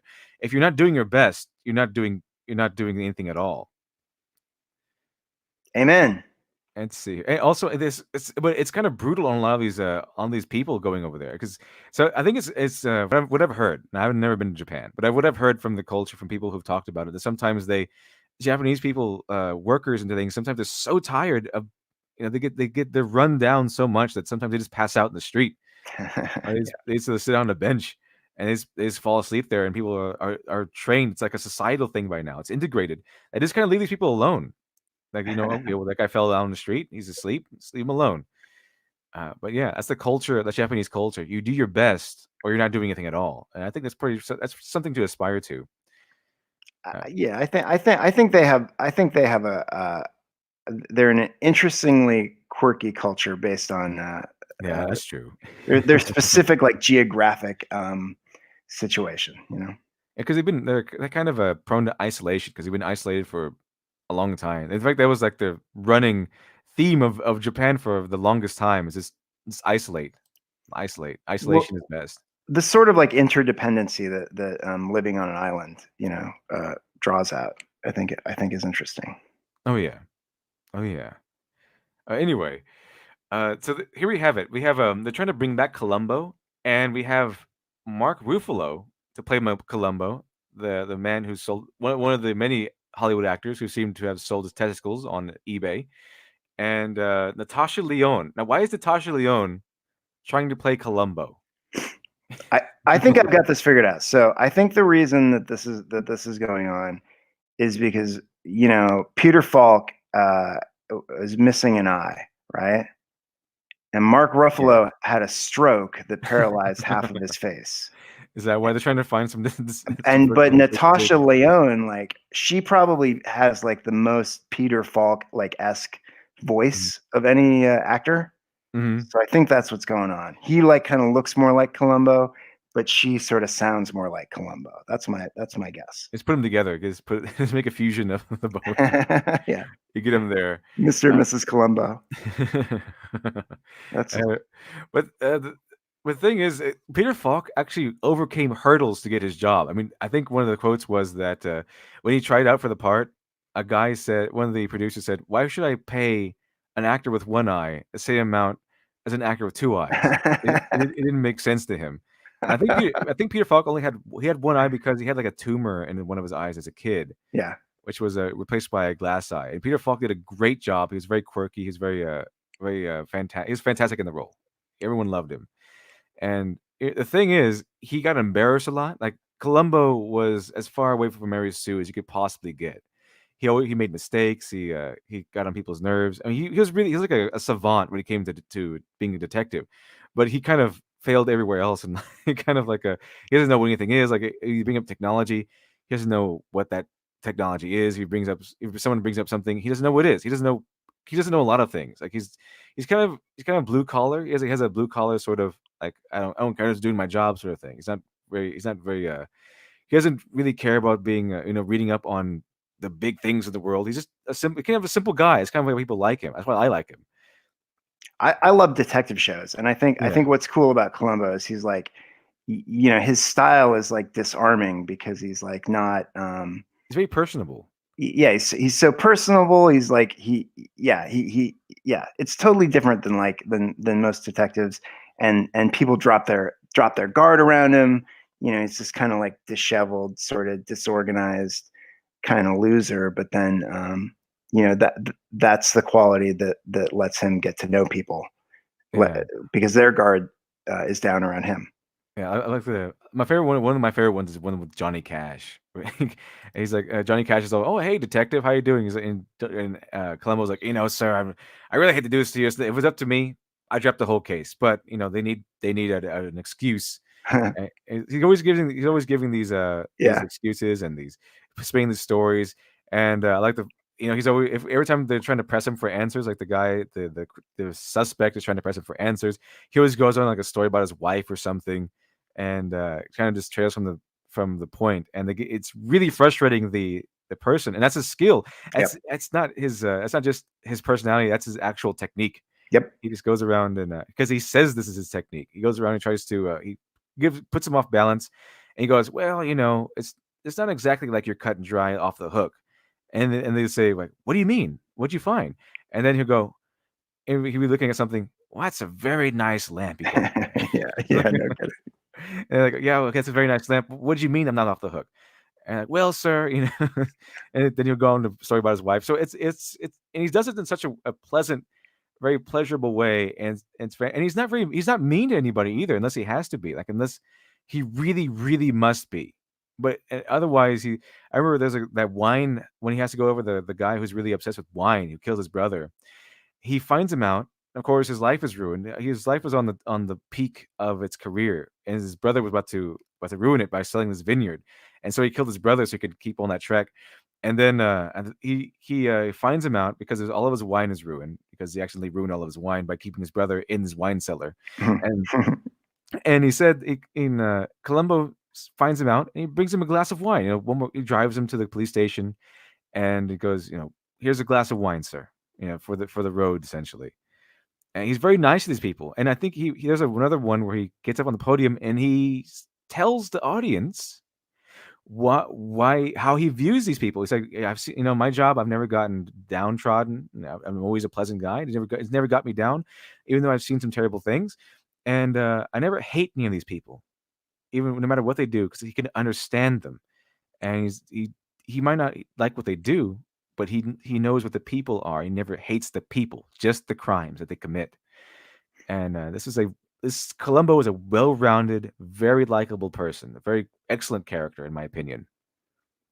I think that's really cool. I mean, that kind of like messaging. I feel like like back to like my property, like Cyborg USA. There, like that kind of culture that we grew up in the 70s and 80s. Even though a lot of it was like, like treacly or sort of over engineered, I guess. There was a lot of effort into like pushing those like we're all in it together kind of social messages, which I think are like uplifting. Yeah, pushing social issues and social messages in an uplifting, positive way. Right, not rather like divisive or yeah. Rather than saying all these people are all you people are evil, and I as the writer am your moral superior, right, and you must listen to me because you're all bad people. You're not being good enough, and it's like this sense of entitlement. Or this is what I'm going back to how I think, like I said earlier, all these big writers and things, they think they're automatically brilliant just because their name is on the page, their name is on the script or whatever. And they don't actually back it up with anything. Now, Neil Gaiman, when he puts out something, he puts in the effort to earn your trust. He puts all his passion into everything he works on. He doesn't just write something and just pumps it out of nowhere without any effort and expects it to sell because it has his name on it. He knows he has to earn your trust. He knows he's entitled to nothing. And it's because Neil Gaiman, whether you like him or not, is from what I've seen a lot of Neil Gaiman interviews. I've heard a lot of stories about him, and overall, my view of him is that he's a very humble person, for the most part, from what I've seen anyway. Now, people might have different views of him, but from what I've seen, he's a very humble person. He has a lot of humility, and he puts in a lot of effort in his stories because he loves his craft. You really made me think, like earlier in the conversation when you kind of set it up as like a contrast between like passion versus anger, in terms of like what effective storytelling is. Because I really think there's something to that. Like when I did improvisational comedy too, it's the same kind of thing. It's just like, you get a sense of like what the audience is like reacting to, what the audience is like, rejecting in real time. And that's like, that's it. Passion is infectious and anger is repulsive. Exactly. It's kind of like how fear is a paralytic. If your works come out of anger or bitterness, it's going to affect the overall quality. It's going to drive people away. And it isn't just like left wing stuff. It's not a far left stuff either. It Mhm. works with right wing politics. I don't want to see right wing politics being pushed onto me either. I don't want to feel like I'm being manipulated. I don't want to see people being hated on. It's really clear that they're hating on an entire group and they're be treating it as right, because that's not really the American way. And it's not supposed to be anyway. It's supposed to be the actions that are wrong, the views that are wrong. I made a comparison one day, is that what I want to see is not these people bad, these people good. I want to see authors these days or creators these days be bold enough to, if they want to take on a social issue that's not about just the social issues, not just about the politics, it's about the different sides, allowing the audience to choose for themselves. So you can, even if you have a superhero who is pro, I don't know, we'll say, I don't know.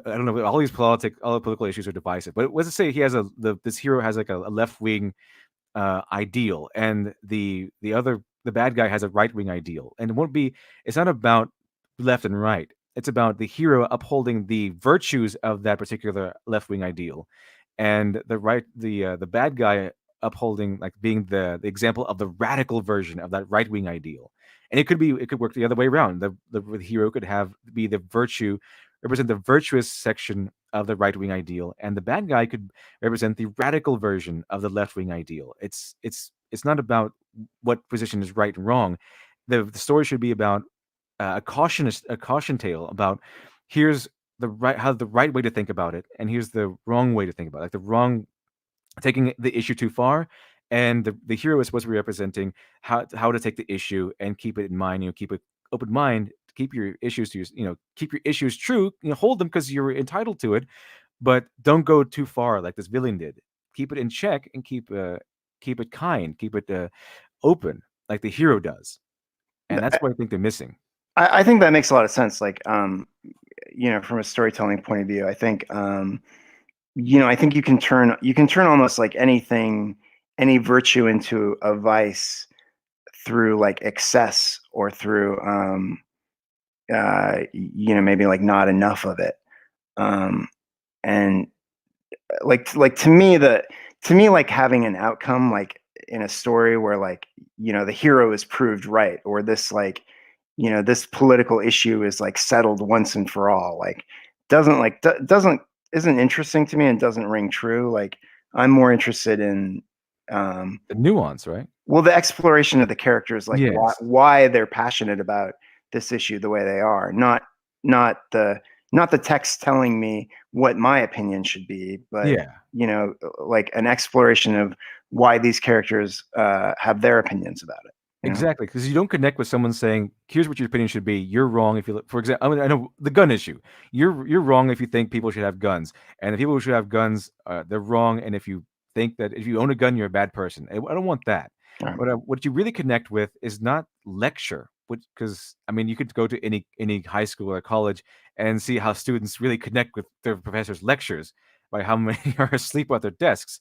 But it's the passion of the character and why they like the have the views that they do. For example, Batman is anti-gun, and if you say if he goes on a crusade about getting rid of all guns and saying that you're a bad person if you like guns, that's not really what I want. What I really want to see is, why does Batman hate guns? It's because his parents were murdered by one, and that's why he doesn't personally use guns.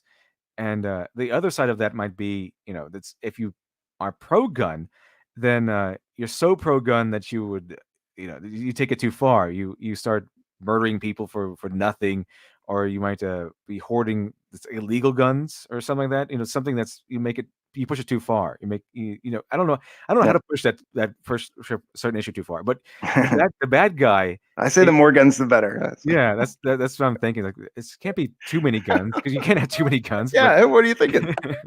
But so I don't know how to make that push that issue too far. But if you have like a bad guy and he's representing the extreme version of the gun issue, like he's going too far with the Second Amendment somehow, that would be it. Second Amendment's not being said that it's bad. In that scenario, it's not Second Amendment bad. It's going too far. That's bad. Being too extreme. That's bad. That's what I mean. I see a bitten one. I think there was a blacklist for leftists in Hollywood during the Red Scare in the 1950s. Today, popular media is like an inverted McCarthyism. Don't like their stuff, you're a Nazi. Yeah, I kind of feel that. I kind of understand where that's coming from. All right, and I've seen that happen. You don't like my stuff, you're a Nazi. If you don't have far leftist politics in Hollywood, you're a Nazi. You're getting blacklisted. And I've heard this from several people. I've heard this in articles and stuff where if you're working in a creative sphere, if you're working as an artist, and you have conservative values, if you have right wing values, then they tend to keep quiet. They're not allowed to speak their mind like the far leftists are, because they get blacklisted, they get shamed, they essentially get canceled. And even if I don't agree with all their politics, no one should be in that position. Like, you shouldn't be not in America anyway. Well, what's funny about that, like, you made me think of a couple things, because I was thinking about with that gun, when you're talking about like the gun example, I was thinking about Heather Antos's thing about America, that tweet that she just posted. America has the worst fans. Yeah, America has the worst fans. And this is a point that I think Yellow Flash is making with Ta-Nehisi Coates too. Like, you don't want somebody that has that attitude coming into the story, because they've already decided that they don't like one side of like, you want the person who's creating your story to like all the characters, to be able to invest in all of their points of view. Like, that's going to be a richer reading experience than if they come to it and they've already decided they don't like the ones who have guns. So we're going to make this, we're going to shit on those characters because those characters are in the wrong. They make them into caricature. So there's no nuance when these people write. So it's going to be, if they're anti-gun, which they usually are very anti-gun, until the pandemic came on, then they're very pro-gun. But they'll say, okay, we're anti-gun. The Second Amendment is evil. All of you do is kill kids and everything. So in their work, it's not, they have a gun owner in there, like a pro Second Amendment person. It's not a guy who's like a regular guy. It's not a guy who just goes to 9-to-5 job and he just happens to be pro-gun and wants to protect his family or something, and that the hero disagrees with it, and they have like a conversation about it or anything. In their story, the pro-Second Amendment person is going to be this radical, evil person who just wants to shoot everybody. Right, and that's just like it's not interesting storytelling, because you're like, where that's going to go, and it's like, to me, it's just annoying. It's as annoying as like a news story where, when there's like a shooting, that the news anchors are going to turn it into like an anti-gun kind of special for the next half hour. You know what I mean? Yeah, that's why I unsubscribed from all of the newspapers I was subscribed to. That's why I stopped watching news. I never really watched the news in the first place. I just kind of trying to look into things, but I don't trust the media anymore. Because I know that they all have their own spin on it. I'm not there for spin. I'm there for facts. Okay, give me the facts so I can be informed. But they don't give you facts. They give you opinions. It's like they all just forgot how to be journalists and went into gonzo journalism, which is fine if it's just its own little section of journalism, not the whole thing. Well, they're selling entertainment, and they're selling emotion. You know what I mean? So unfortunately, that's what's happened in news in this country. It's that they're not providing information. They're selling emotion. Yeah, they're selling emotion, not facts or quality in any way. But I think it's the hard article you're talking about, or the instance you're talking about, where Heather Antos, Valiant Comics senior editor Heather Antos, claims America has the worst fans, and she's a troll. She's just a troll. She does everything. She just wants to poke at people, and people. She has a lot of white knights too, but she was the original Milkshake Girl. She essentially helped create Comicsgate by being so terrible, so awful of a human being that. Comicsgate just kind of was the opposite reaction of her being in comics. So I wasn't around for like the milkshake incident. To me, like what she did that was like a big issue was like after that, because what he called her a fake geek girl. She said he was in the KKK because he was in Charlottesville during the rally. Yeah. So. That's what gave license to all the comic pros to call anybody in Comicsgate or any critics like Nazis. It was this like Nazi explosion. The Nazis came to Charlottesville. Diversity in Comics was one of the Nazis, and he's leading all the Nazis that are criticizing our work. And we've got to get these Nazis out of comics, is what it turned into for like 2 years. Yeah, and it all sparked from that milkshake incident. I think one of the reasons is also because Marvel. She was a Marvel editor because she asked for the job, and so I guess the version comics said that someone needed an office girlfriend, and she was it. And I saw the comic book. I guess what happened was that she asked for a job. The guy wanted to hire her, but unfortunately he couldn't because she had no editing skills. She had no editing history. She's never been an editor before. So he said, "Well, I'm sorry, I would hire you, but you never edited before." So she went off and edited a horrible comic that was like some of the SJW NPC creators were involved, and she edited that thing, tossed it on the desk, and said, "Okay, finally, and now I can hire you. Now that you gave me an excuse to hire you." And that was her way in, and she got her way in by just being someone's office girlfriend, where people actually worked hard and still never got in. And their editing skills were terrible. Like there was everyone was pointing. I remember everyone pointing out all these editing mistakes in Marvel comics, like very significant ones.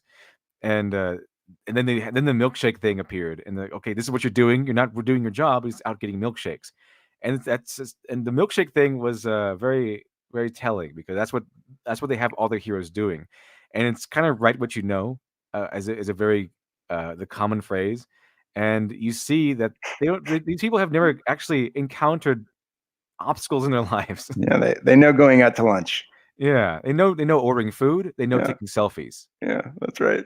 I And mean, they know that's movies. no, I mean that's literally what Marvel Comics felt like for 2 years. It was like all the heroes taking selfies and ordering shawarma. Yeah. But I think I felt like there's like some fair criticism and some like unfair criticism. I think that she definitely deserves like all the criticism she gets for defaming, Richard Meyer. When they talk about like her being like a work girlfriend, it's sort of like I feel bad for her a little bit because it's like really that's an indictment of those guys, those editors at Marvel. Like, is that really why you hired her? Because they're like not they're not off the hook either. it's unfair to portray her that way, but if that's why they hired her, like they deserve all the criticism. Absolutely. I'm fully willing to give them the criticism. In fact, when I say she was hired as an office girlfriend, I'm more insulting the editors who hired her in the first place because Right. it's their fault. Okay, it's their fault. When you are in a position of hiring and firing people, it's your job to make sure the people that you're hiring are actually capable of the job. And they're actually able to do the job you hired them for because it's not your money. In this instance, they're working for Marvel. So it's not their money that they're wasting. It's Marvel's money. It's the employer's money. And that's not an employee. An employee who gives away your money so they can have an office girlfriend is not the employee I want to employ. Well, it was kind of amazing how like she kind of like led the charge against like diversity in comics for a year or so until she kind of got fired and then pursued her dream at like esports gaming for a couple months and then came back to comics. Oh yeah. And now Valiant Comics has closed its doors and she's still doing this stuff. Yeah, I thought she just bounced over to Oni. I heard or something. Yeah, she keeps bouncing around places because I wonder why. Well, she's great at keeping her name out, and I mean, she's probably one of the most famous people in comics. Yeah, but not really for doing anything, just for being a troll, essentially. That's right, for being a troll, for hating the right people. Yeah, for hating the right people, having the right politics, being on the quote unquote right side of history. The right side of history looks pretty dark to me at this point. It's a shrinking ice floe. It feels like a tyrannical way to. The right side of history is, I guess, is the tyrannical side of history. Let's see here. So here's the incident. If you don't know, chat, here's the incident. So here, Raymond, please come to my island. Says, what thing has the worst fans? And then Heather Antos responds, America. And I'm pretty sure. Wow, she only got like 150 likes on this. That's a sort of a tweet on Twitter that would get like 2 million likes and 3 million retweets or something. All you got, in order to become really famous on Twitter, all you have to do is hate white people and hate America and hate men, and one of those three, and they'll get you like hundreds of thousands of likes and tens of thousands of retweets. I think the pandemic is slowing that down a little bit.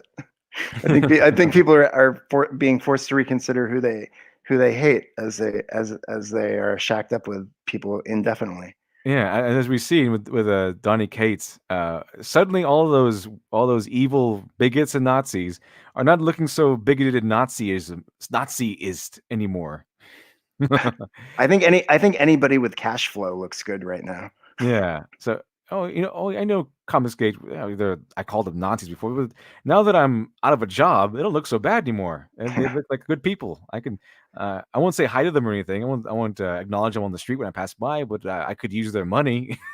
Well, that's the thing that was so disgusting about like that phone call and even like Mags, like Visaggio, like reaching out to those guys like a few weeks ago. That he said it's just like so disingenuous when you've witnessed like how they've gone after these guys and gone after Comicsgate over the past couple of years, and they were doing it from what they thought to be like a position of like authority and privilege that they were never going to get knocked off of. It was like, we own comics and you guys are a joke and we're going to ground you into the floor and you're irrelevant and we're going to keep telling you that. And we come to find out that the industry that they, as we all knew, are in was built on a house of sand, and the sand is like washing away. And now they're calling for help. Yeah, they really, really are, and I find it's karmic justice. We didn't do this to them. The fans didn't do this to them. The comic book consumer did not do this to them. It was their own fault. It was done by their own hand, and they are suffering the consequences of their own actions. In fact, not only is it not the fault of the consumer, not only is it not the fault of the fan, it's the fan has actually tried to correct these people. They're saying that you're turning us away from your books. You're turning away our money. Stop acting this way. Stop acting like entitled little brats. Start writing actual good stories. Start respecting legacy characters. Stop calling us bigots and istophobes, and start acting a little bit more professional toward the people who feed you. Stop biting the hand that feeds you, and produce good works. Do some fun adventures. Give us some real Captain America. And for 2 years, they said no. I know better than you. I'm your moral superior. And if you don't like my work, then you're an istophobe and not a real fan. They try to differentiate you from being a real fan. And now, after 2 years, the pandemic has come and it's closed the doors of comics, and the comic book industry kind of immediately fell apart. Immediately. And now they're all scrambling. They're all trying to get on YouTube, a platform, mind you, that some of them have said was just filled with Nazis. Like, again. Yep. And now they're all scrambling, and now they're trying to make peace. Suddenly, they're not looking so bad anymore, and they're trying to make it out as if, oh, I'm suddenly had a change of heart. You're not so bad. I'm trying to be the bigger person here and trying to reach out and make peace, like Mags and Cates did. And it's so transparent. It's like, okay, suddenly you just called us bigots the other day for downvoting a video. Now you want to make peace? Now we're fine. Okay, sure.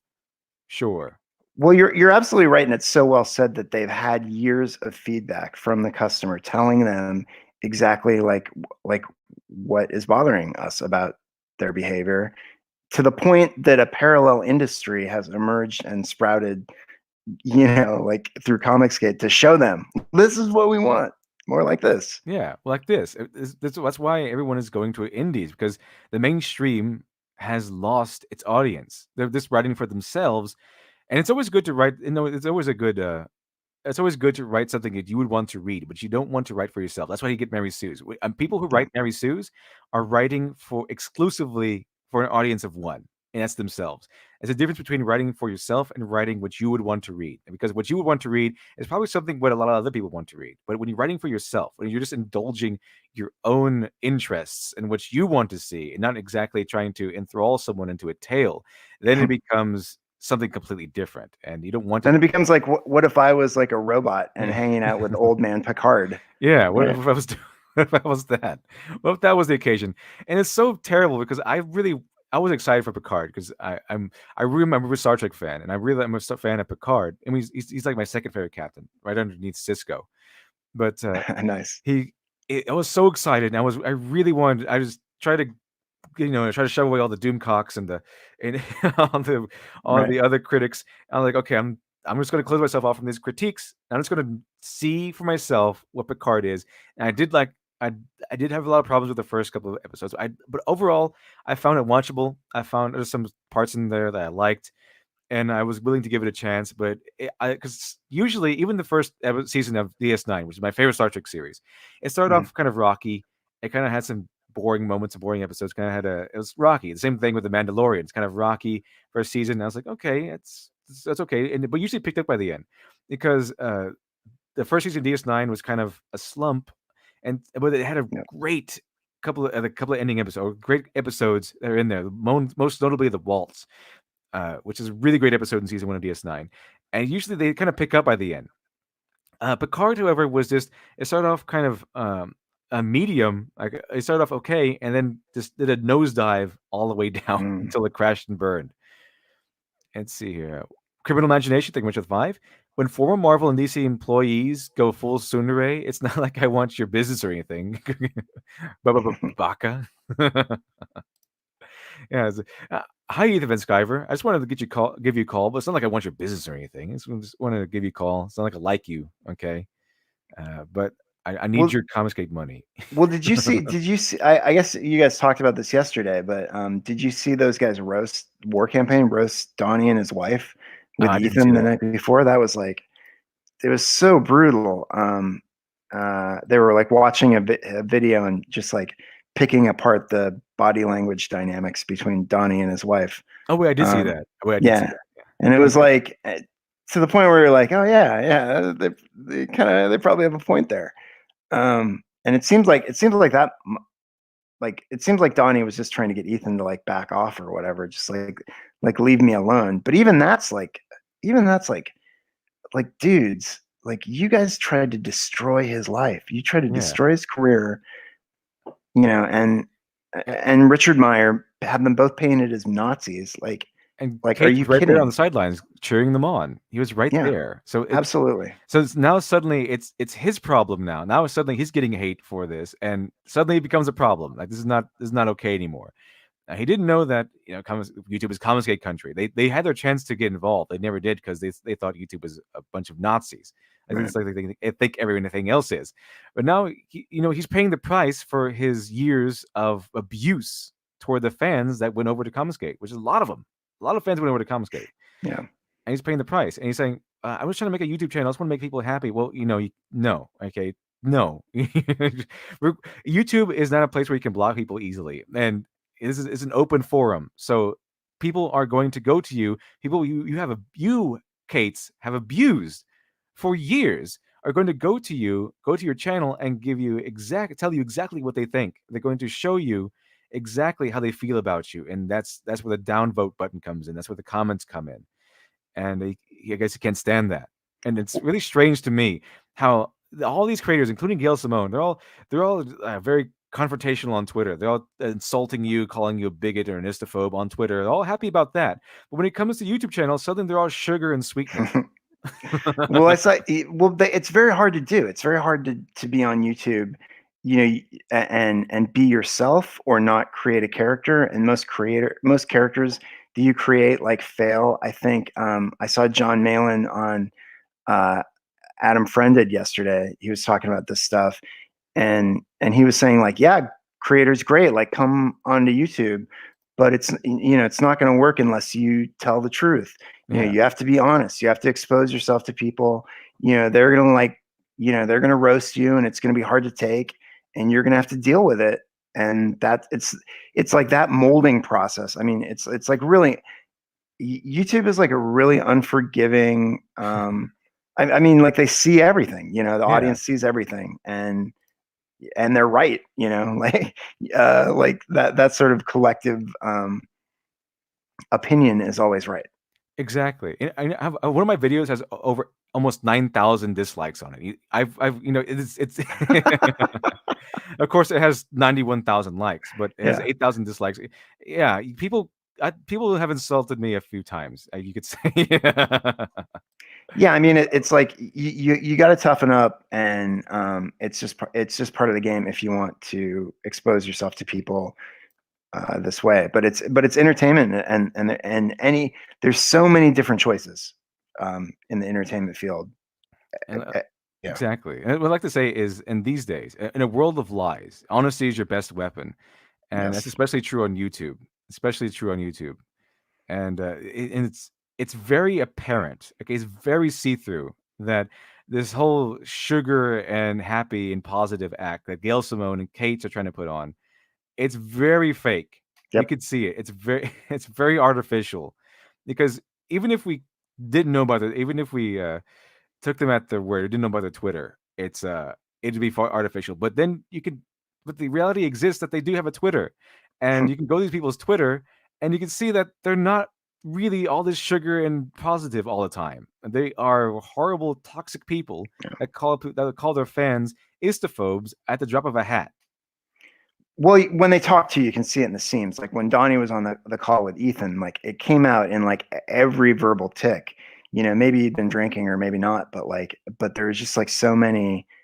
I mean, it was more like what he was trying not to say than what he said. And that comes through too when you're like really trying to police your language, and when you're afraid to say certain words, like the audience doesn't respect that.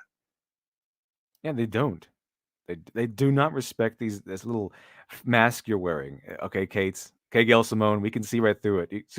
On Twitter, it's Commonsgate is a hate group, and you're all istophobes and evil, and they just go. It's this toxic tweet after toxic tweet calling the people who give them money evil. There's not even there's no nuance there. They just call you evil, and then you go to her YouTube channel, and like, oh, we just went to this convention, and it was basically like one of those videotapes you see in like high school or grade school with when the teacher is away, when the teacher has to bring in a substitute teacher, and she puts on like a PBS special. That's what Gail Simone is, a PBS special for someone. I don't know who, but someone. And she gets very little support there on YouTube. The people, I think most of her subscribers are just people who are part of Commonsgate, just waiting on the edge of their seat for the next Gail Simone video so they can roast it and downvote it.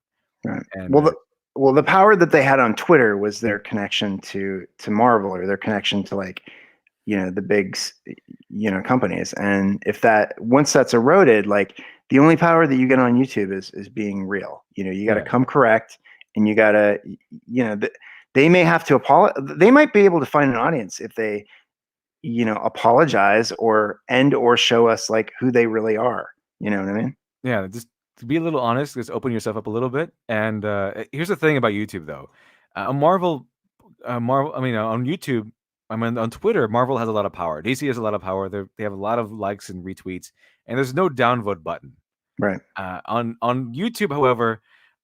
The new Warriors trailer is produced on the Marvel account, which has a couple of million subs and has over 200,000 dislikes. I know. That goes to show you the steep difference between Twitter and YouTube. And so sorry, Gail Simone, sorry, Kate, but being affiliated with Marvel isn't going to be a shield. It's going to be the shield you think it is. It's going to be. When Marvel gets to 100,000 dislikes, you are in the water all on your own. It's amazing how the world came out with one voice and said, New Warriors is too woke for us. Yeah, it's too woke. It's too woke for people who hate woke stuff. It's too woke for the Mary Sue. And that's all they're about. It's so woke, it's a joke. Kibblesmith went way too far.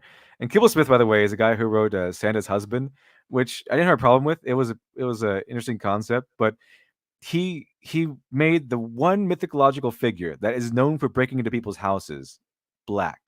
I'm like, come on, Kibblesmith. Really? What a racist. What a racist. Nazi. Yeah, racist Nazi. So apparently Kibblesmith thought, well, this mythological figure breaks into people's houses. I'll obviously make him black. Like, no, Kibblesmith. No, what are you doing? But here's an interesting part of this article right here. Antos would be heavily criticized for her response. At least one person mocked Marvel Comics America series. So when she said America has the worst fans, this one guy put a picture of America Chavez. It says, "For once, we agree." Yeah, that's Senior Canales, I believe, or Senior Canales's Canelo virus. his I think his personal staff. He did Ironsides, didn't he? He's the one who did Ironsides, Canales. Yeah, that's right. Okay, just making sure. All right, fantastic. So, yeah, he put up America Chavez. So yeah, she does have the worst face. Did you see the new America Chavez? How she's been redesigned? I did. She looks thick. Yeah, they're really angry at it. They're really angry. I'm all about it. She looks great. Yeah, she's supposed to be looking like a refrigerator. Yeah, just a box. She looks like she's supposed to be looking like a man. What are you doing? She's like a woman here. Women don't look like women. That's not women. Real women don't look like women. Okay, Twitter Puritans, sure. She's got muscles and a hot booty, and that's why I read comics. Yeah, it's like, okay, maybe this comics that's going to be so bad. Maybe you might get some sales now. Maybe you might get some sales now. They hate sales. Yeah, because I said this before, and that the mentality of these people, because it's obvious to us that losing customers is a bad thing. Like you shouldn't want to lose customers, but in their mind, they're not losing customers; they're losing bigots. So when they have a customer base of maybe like 100,000, and due to their writing and their production and their quality and their behavior, they whittle that 100,000 to 10,000. In their minds, they didn't lose 9,000 customers. They lost 90. They didn't lose 90,000 customers. They lost 90,000 bigots. 90,000 Nazis they chased away, and so that's a victory for them. There's an endless supply of Nazis somehow. Yeah, Did you know America's like 99% Nazi? Yeah. They actually believe that. I think. No, I think that's true. I mean, I think that there's a real disparity between like how many actual Nazis there are and how many Nazis liberals and the media think there are. Yeah, they're like. There are no actual Nazis, not really anymore. There are neo-Nazis, maybe. There are KKK members, but there are very few in between. But they think that, the moral arbiters, your moral superiors, think the country is mostly filled with them, and that everyone who disagrees with them is obviously can only be a Nazi. Well, that's when you get into the Mark Waid stuff, where Mark Waid calls diversity in comics, or Richard Meyer, like a white supremacist. He said it was a spectrum. I mean, yeah, he says white supremacy is a spectrum. It's what do you mean by that? Explain yourself. Well, so my son is autistic, but he's on a spectrum. So on one side of the spectrum, you have people who are like high functioning. You can't really tell that there's much wrong with them. And on the other side, you have people that require constant care. So that maybe that's what he means by white supremacist. So where does diversity in comics wind up on the white supremacy spectrum? Yeah, well, when you have a bunch of mixed race kids, I guess you have some defective, like white supremacy. Yeah, that's kind of a weird white supremacist take to go on. He has a bunch of he doesn't have any white kids. He just has they're all mixed. So what kind of white supremacist is that? He's kind of doing a really bad job. Yeah, so Aubrey Sitterson, who like wrote G.I. Joe, like he famously changed this character Salvo to this like overweight like Samoan woman. You know, and originally he was like he's like bald and buff and like carried rocket launchers. And Aubrey said the original design was a little bit too alt-right for me. Alt-right. Yeah, basically because he's a white bald guy. Like I am a white bald guy. If I could grow hair, I would grow hair. You know what I mean? It's kind of what they did in Gotham High, that new comic with that's just like a rom-com sort of thing, or I don't know what it is, a Gossip Girl or something. I don't know. I forgot. But they changed all the Batman characters to minorities except the Joker. The guy who's going to become the most infamous murderous supervillain in the history of DC Comics. That's the guy to keep white. Yeah, Joker's got to be a white guy. Yeah, the bad guy's got to be the white guy. Everyone else is a minority. How dare you race swap the Joker? See, Alex Halo, thank you much for the two. Fate's gender bent King Arthur Santa is best Santa. Well, I think anime has an exception because it's not political. I think that's why, because they just want, when they would gender bend somebody, it's because they just want to put in fan service, not because of a political statement. And I think that's why people are okay with it, because it's just for like the sake of fan service and characterization. That's really funny. The first victim of that was Dirk Benedict. You remember Dirk Benedict? I don't think so. He's the guy from the A-Team in the original Battlestar Galactica that played Starbuck. Oh, okay. You know, turned his character into a woman. Let's see here. Oh, they did that. The same thing with The Boys. The Boys turned out terrible. I mean, it's fine. It's like a watchable show, but if you read the comic, you know all the stuff they did to it. Yeah, kind of just perverted, or not perverted, but they kind of mutilated it. And now all the characters are a lot weaker, and the men are all, even Butcher, Yeah. the alpha dog, is now kind of more soy boy. It's really interesting the way that works, because I think like Hollywood, like I think rightly faced a lot of criticism for they would cast white actors as like Mexicans or Chinese people. Like some of the famous ones are like like Mickey Rooney in Breakfast at Tiffany's. Oh, yeah, or, where he played a caricature. yeah, or Charlton Heston in like Touch of Evil. Mhm. But like then the movement kind of went towards, well, it's just like colorblind casting. Like any actor is up for a role, and we want to cast the best actor in that role. And there is like a real cool logic to that. And it's great if it works, but you get used to a character in the comic book like looking a certain way, and if the live action version doesn't look that way, it's disappointing, because you're not seeing what you saw on the page, like on the screen. Yeah, that's people. That's what I see a lot of comic book fans, and even novel fans. Even if there's no visuals there, we want to see what they look like, even in a novel, because usually sometimes novels they kind of have that the characters have a distinctive feature, like maybe a missing eye, or maybe the right eye is missing. I know one of them is like Sherlock Holmes, where Watson kind of changed his injury from shoulder to leg, and sometimes you have to portray it. You have to have choice with what to portray, and some people will say, "Well, what do you mean he has a broken leg? Watson has an injured shoulder. Well, he has an injured leg now." And because an injured leg is visually cooler than an injured shoulder, because an injured leg gets you a cane. Yep. And so you can have a cane, and Watson can, House really, Dr. House really kind of like made that the epitome. He kind of brought that to fame, being having an injured leg, because he always had that cane. Yep. It was really interesting. Yeah, I mean, House is just like Sherlock Holmes in the hospital.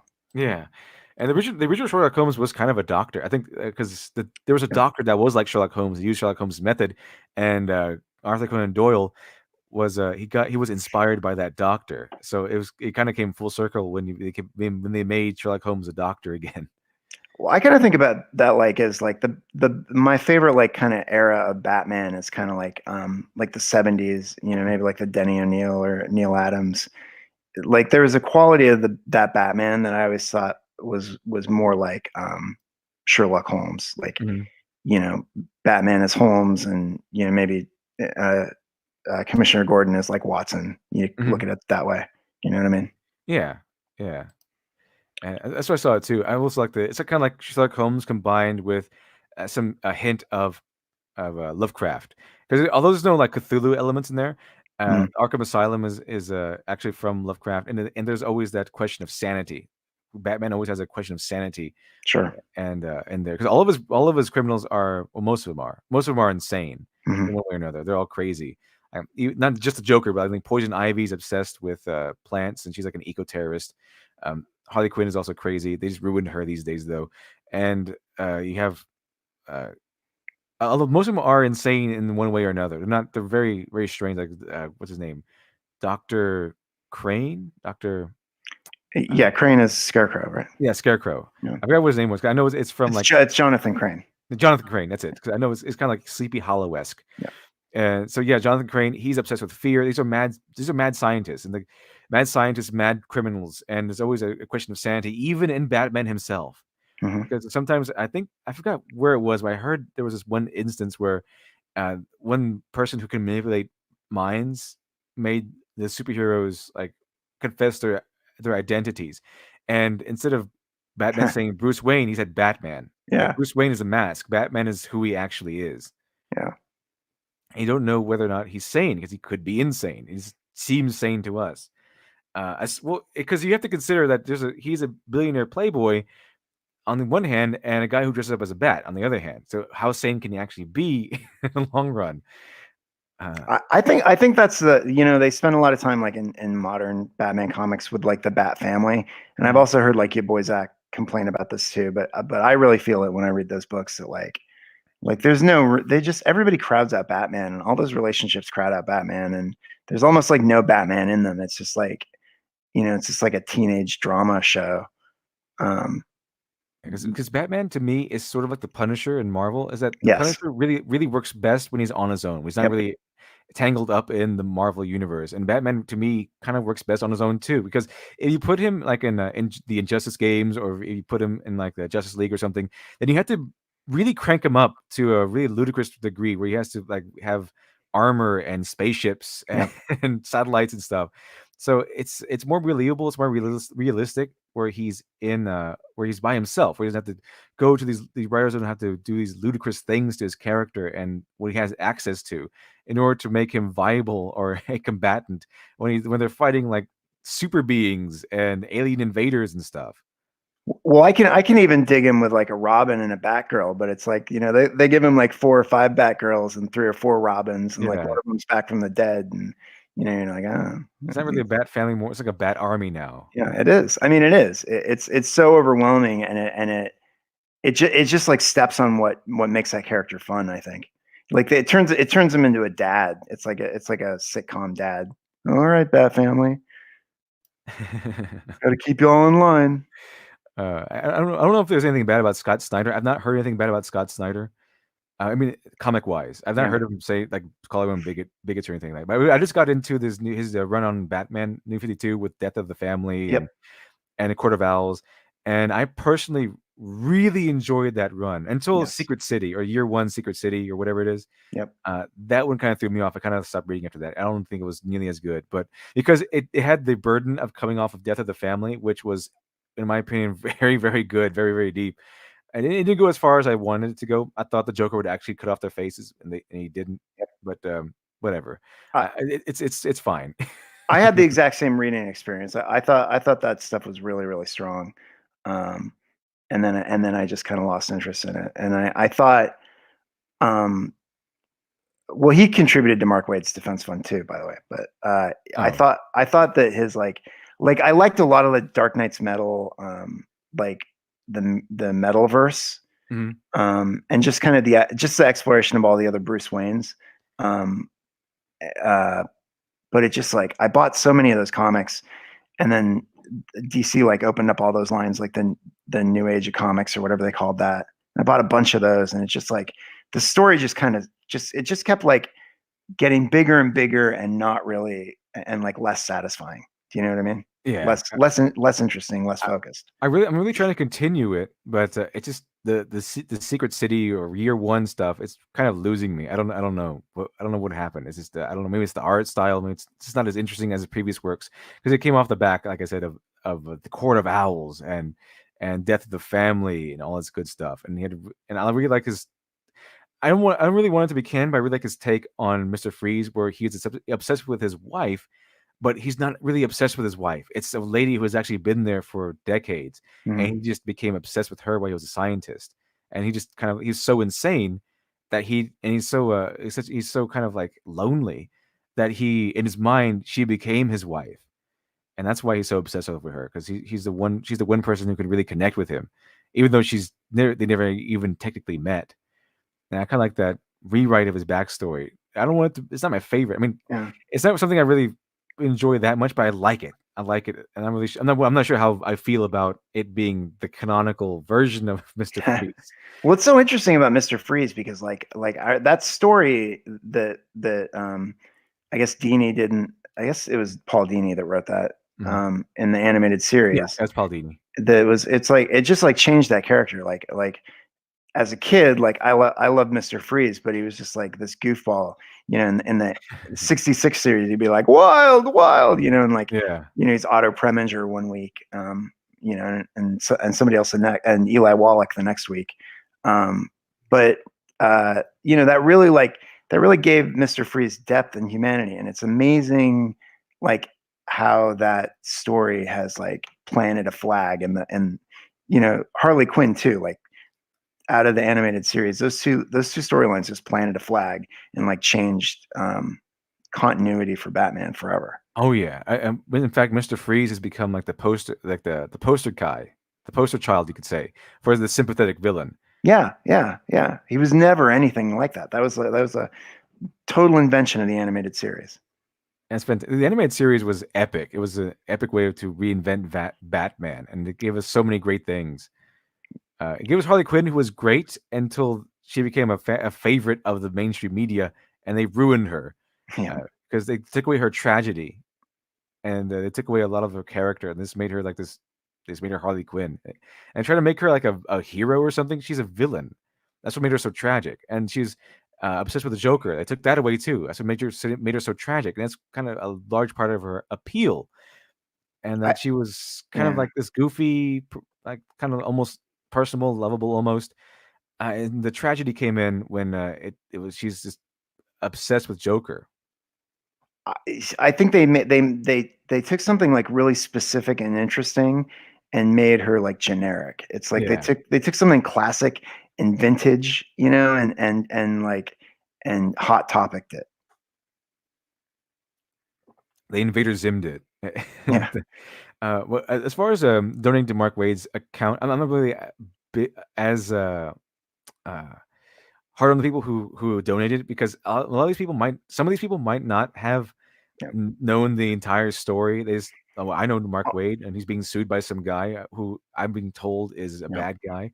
So I might help, because Neil Gaiman donated to him too. And I'm gonna admit that I'm probably biased on this, but so Larry Hama, you know, who does G.I. Joe, is my all-time favorite writer, and he donated too, and I'm sure that that's the case. And I also think that like some of them have legitimate reasons to not like Richard Meyer, because he, like, you know, he would be abrasive on Facebook and Twitter. They might have had an interaction with him that they're just like, fuck this guy, you know, forever. But yeah, I can see that. But the reason I've been bringing it up lately is because of like, specifically because of what Donny Cates said when he was on Ethan's stream the other night. I'm pretty sure Donny Cates knew. I'm pretty sure Donny Cates was in on. He was in the know. Because Donny specifically said, and this is like on the heel of like Mags reaching out to those guys too. He said like, you know, I'm not trying to. I would never do anything to like hurt anybody's livelihood. And I think what he's saying in that comment is he's saying, please don't do anything to hurt my livelihood. It's kind of what he's saying in that moment. But just in isolation, it's not even true, because it's a lie. Right, because those guys all worked overtime to hurt Richard Meyer's livelihood and Ethan's livelihood, and that's kind of why, you know, we all ended up here. You know? Exactly. And then my favorite moment of that whole interaction, my absolute favorite moment, if I could frame this and put it on my wall, I would. But there's this moment where Ethan Van Sciver goes, okay, I want you to imagine for me, Cates. Okay, all of your friends, you think all the people who thought you were friends, and all the mainstream media and all the people you worked for years, for decades, all came out together to smear your name and to paint you as a Nazi and a racist and a sexist and a terrible person in the front of the entire world. And all the people that you thought you were friends with, that you have been friends with for years, all stabbed you in the back. Now, could you ever forget or forgive that? And then Cates was just silent, because not only could he probably say in his mind saying, no, I could never forget that or forgive that, he's also probably thinking, well, I participated in that. I helped these people end your career. I helped these people smear Richard Meyer and end his career. Yep. Yeah, and he knows it's absolutely true, and he also knows, you know, he's wrapped up in what those guys have been doing enough to know that they have spent years cherry picking information to make the targets look, you know, of their ire look bad, when really all these guys were doing was like, you know, Richard Meyer was just criticizing an industry that he loved. You know, Ethan was just like drawing Green Lantern and minding his own business, pretty much. Yeah, his only crime was being an open Republican and voting for a president they didn't like. Which, I mean, you can vote for a president I don't like. Doesn't mean I should be able to fire you. That's ridiculous. This is America. Okay, I agree.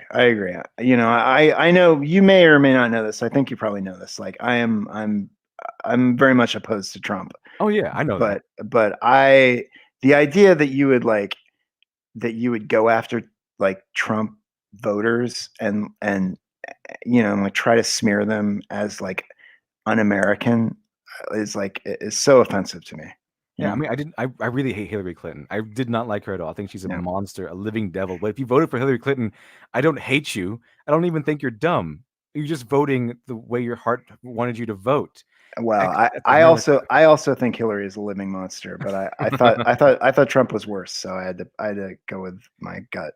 And you know what's so fantastic about that is America. You're allowed to think that. You shouldn't be penalized for voting your heart and mind. That's not what America is about. It's about Yeah. freedom, the freedom to think what you want to think, and the freedom to express what you want to express. That's the best part of this country. So when someone like Heather Antos says America has the worst fans, well, what other country would you prefer to live in, where your right to free expression, your right to freedom of speech, is so Right. guaranteed? It's almost politically impossible for the government to oppose it. Well, and a lot of the anger is coming from this alternate reality that they're in that they weren't expecting. Like the promise of Hillary was like an arc of history where now we had a black president, now we had a woman president. Like America is changing. That's the vision that they thought America was going into, that Trump denied them. Yeah, I found that hilarious. And it's like it's still the same America. You just like you guys just lost by a couple electoral votes. It's just the same promise and opportunity and all the things you love about it. Still exists with Trump as president. They're just we're a little more challenged. In the They went insane after that. They've been insane for 4 years. They have not stopped. It's slowed down. Well, but I think Trump is also he's worked really hard to make the Constitution meaningless. I know one thing I do know is he's worked really hard to make these to just troll these people. He absolutely has. I mean, Yeah. he's most preoccupied with like speaking to the people that are on his side and sticking it to the people who aren't.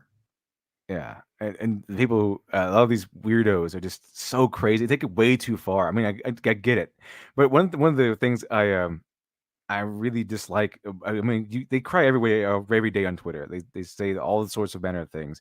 But during the pandemic, when Twitter has news on COVID-19 and it's trending on Twitter, like let's get the latest on the pandemic.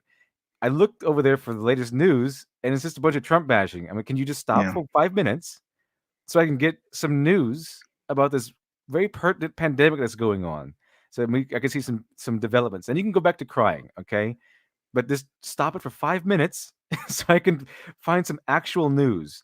The news situation with MSNBC and Fox and CNN is a total disgrace in this country, and Trump is able to play it like really well. Like for example, like yesterday, he moved his press secretary like back into her original role as First Lady's like assistant. And that was like on the news for like 2 hours on MSNBC. And it's like really? Like you guys couldn't come up with more interesting things to report on? No, in the middle of a global pandemic? Yeah, I'm kind of concerned with this pandemic going on. Can you talk about that for a little bit? Can you just stop the Trump bashing when it comes to this particular hashtag? You can Trump bash on every other hashtag. Just allow me to get news on this stuff so we can see what's going on. And see, it absolutely hurts their credibility, but it makes but worse than that, it just makes the whole, like, all the trust in America's institutions and the efficacy of the media like completely null. Oh yeah, it certainly does. I know it did to me. It's a Q2 Dabe. That's what the Bat family is. His personal army. He trained them to be his extra eyes, and they don't fully understand that. Yeah, he cares for them, but they're more important than as an asset. Oh yeah, they are. That's the interesting part about the Bat family. That's why I do like the Bat family, but they give him so many of them. I mean, he was fine with Robin and Batgirl, and having like maybe one other. But they give him so many of them. But yeah, the interesting with the function of the Bat family, narratively speaking, is that Batman is kind of a closed off figure. He's very personal, very private. And the Bat family allows him to challenge that notion of his. Right. And he has to reach out and start caring. It's the same thing that happens in modern anime. It's the same thing. I'm not a big anime guy. I'm not really a big manga guy, but I do have my favorites. And one of my favorites is Goblin Slayer. And this is the same exact dynamic. Goblin Slayer is closed off. He's not really personable. He usually works alone. But then he gets settled up with a group to help him, hunt down goblins. And he has to learn how to interact with them, how to interact with people. And he learns to care for them on all that good stuff. So it's the same dynamic here. They're there not only to help him as an asset, but to show a different side of the Dark Knight. That he's not just a stoic man, that he has other sides to him that he kept hidden and locked away to do his job, but now is forced to unlock those and show us that he can be compassionate, he can be caring, he can be other things besides the stoic Dark Knight. You're absolutely right with that, and I think that they they externalize a lot of his like inner conflict and his vulnerability. You hear a lot of Nightwing or Alfred like revealing things about Bruce Wayne that you wouldn't want that character in the comic book revealing to you as the reader, but you still want to know about him. So all that stuff, I think all that stuff is true and cool. Yeah. I like these characters. I didn't get into comics specifically. I was more of a novel reader because I won't go into why. But it's not because I hated comics. It's more of a personal issue. But I do like comics. I do enjoy them, and I can get through them. And it's mainly because of the images. I'll just say it. I have kind of have OCD. Okay. It can be pretty distracting with all the colors and the images. That's why I prefer novels, because all you have to do is read the next word. But when I'm into comics now, and I've read a bunch of comics and started ingesting a bunch of comics to prepare for putting out my own. It's very interesting what they do with these characters and the visuals they choose to produce. I like it a lot. And what they do with these is it's masterful, and when they're written well. I'm kind of like the opposite. I certainly studied literature and have read a lot of books, but I'm at a point in my life where I pretty much only read comic books because I love the art, and I'm sort of I think storytelling. I'm just kind of over storytelling, or I've been working on storytelling so long that you see the seams, and I'm just not that interested in stuff. But I'm very interested in great art and using visual images to kind of externalize mood or enhance theme or ideas. When it's done really well. Right. In the hands of some of the great pencilers, I don't know, I'm thinking Neil Adams or Steranko, you're really transported into a whole different reality, Exactly. And they can really draw you in. I remember doing that with Sandman. And I like the surreal artwork of Sandman in some places. But when I read Sandman for the first time, it was just I'm talking about Neil Gaiman again, but it's true. Yeah. That I was really drawn into the world of Sandman, and by the time but before I knew it, I had finished the entire volume, and I was just sucked into the world, and it's because it feels so alive with the way it's done. Yeah. Overall, it was great. So it drew me into things, and I was able to read Sandman because I had an old Kindle that was black and white, which made it a lot easier to read.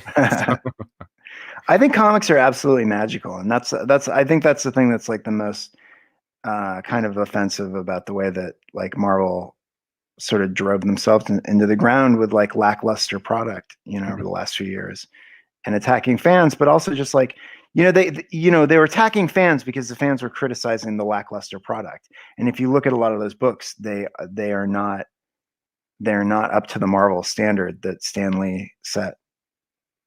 Oh yeah.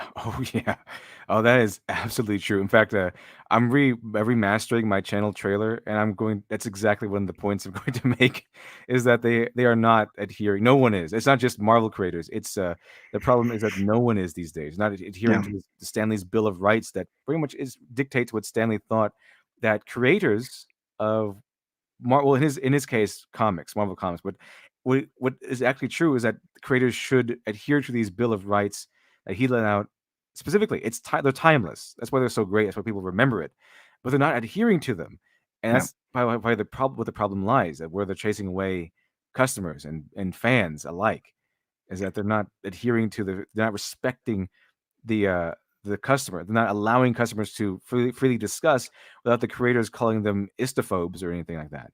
They're not adhering to producing quality. They're just adhering to producing product for money. Mhm.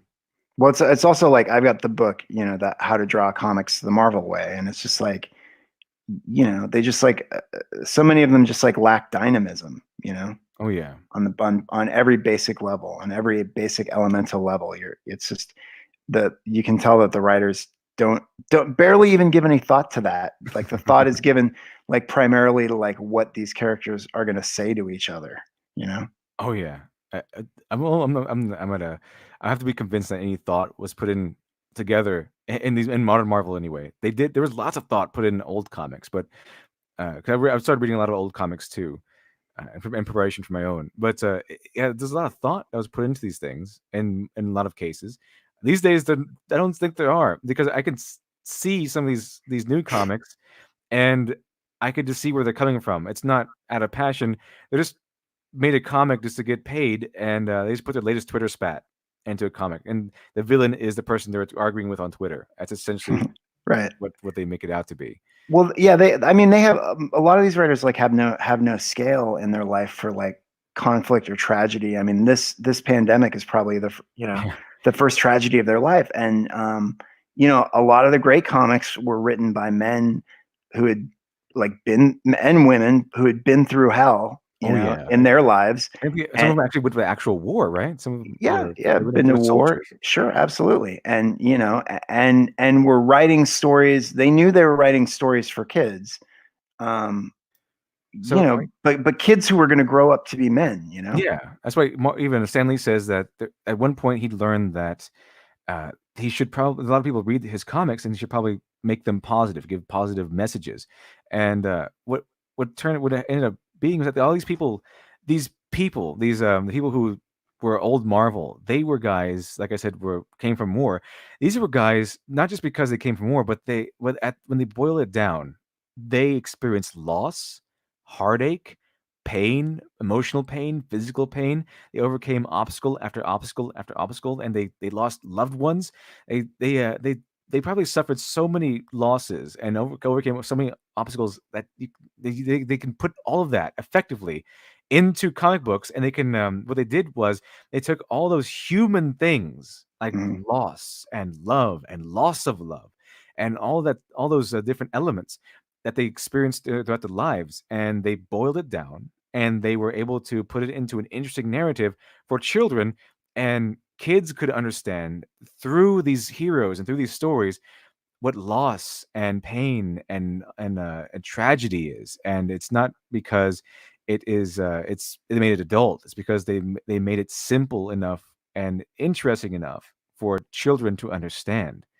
And that's why you have so many dedicated fans of these old Marvel comics. That's where the foundational fan base of comics came from. Well, it makes me think about Captain America and going back to that with like Ta-Nehisi Coates and stuff, because it's like, that Captain America who like, he's not Captain America and heroic and powerful just because America is heroic and powerful. He's Steve Rogers, the wimp that got the shit kicked out of him, who got back up, who wasn't allowed to go to war when everybody else was doing it. But, because of his guts and because of his honor, he took the secret formula that should have killed him and transformed him.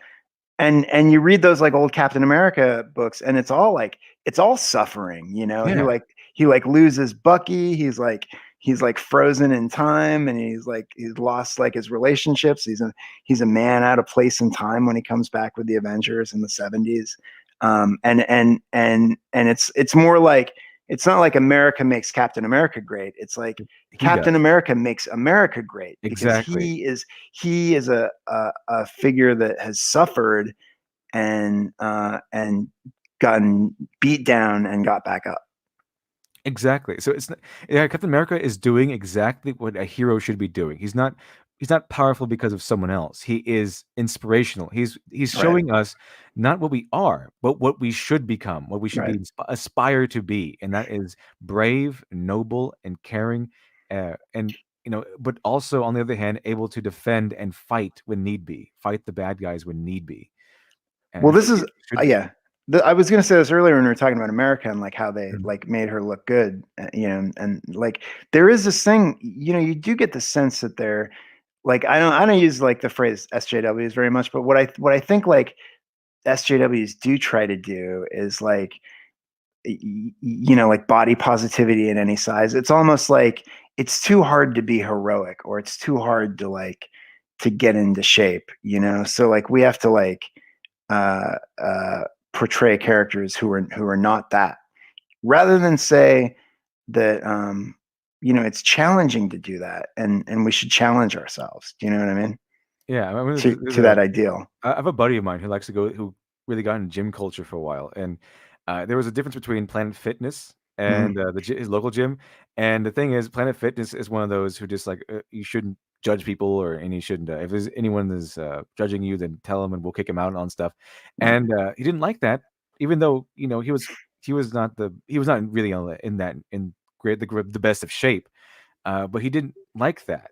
What he Right. wanted to see, what he wanted to do, is go to a gym where gym goers were allowed to be gym goers, were allowed to look good, were allowed to grunt when they lift heavy things, and were essentially allowed to work out, because what had happened is that he's not there to be made that he felt good. What he Mhm. wanted to do was go there and see these other people who went to the gym, who got in shape, who have these sculpted bodies, and to be inspired to become one of those. And that's what I think Yep. what heroes are supposed to be doing, is that they're supposed to be inspiring to us to get there. But we get body positivity people because, again, write what you know. And the one thing three things they know is eating food, ordering food, selfies, and being out of shape. And Right. Well, it's like, I was saying, like I got myself into shape. Like I lost like 60 plus pounds this year. But I just put like 15 pounds back on, like in quarantine. Quarantine. Yeah, and it's like I know how that's how easy it is to do both, Yeah. but you have to commit yourself to it. It's the hard thing is like being heroic. The hard thing is making sacrifices.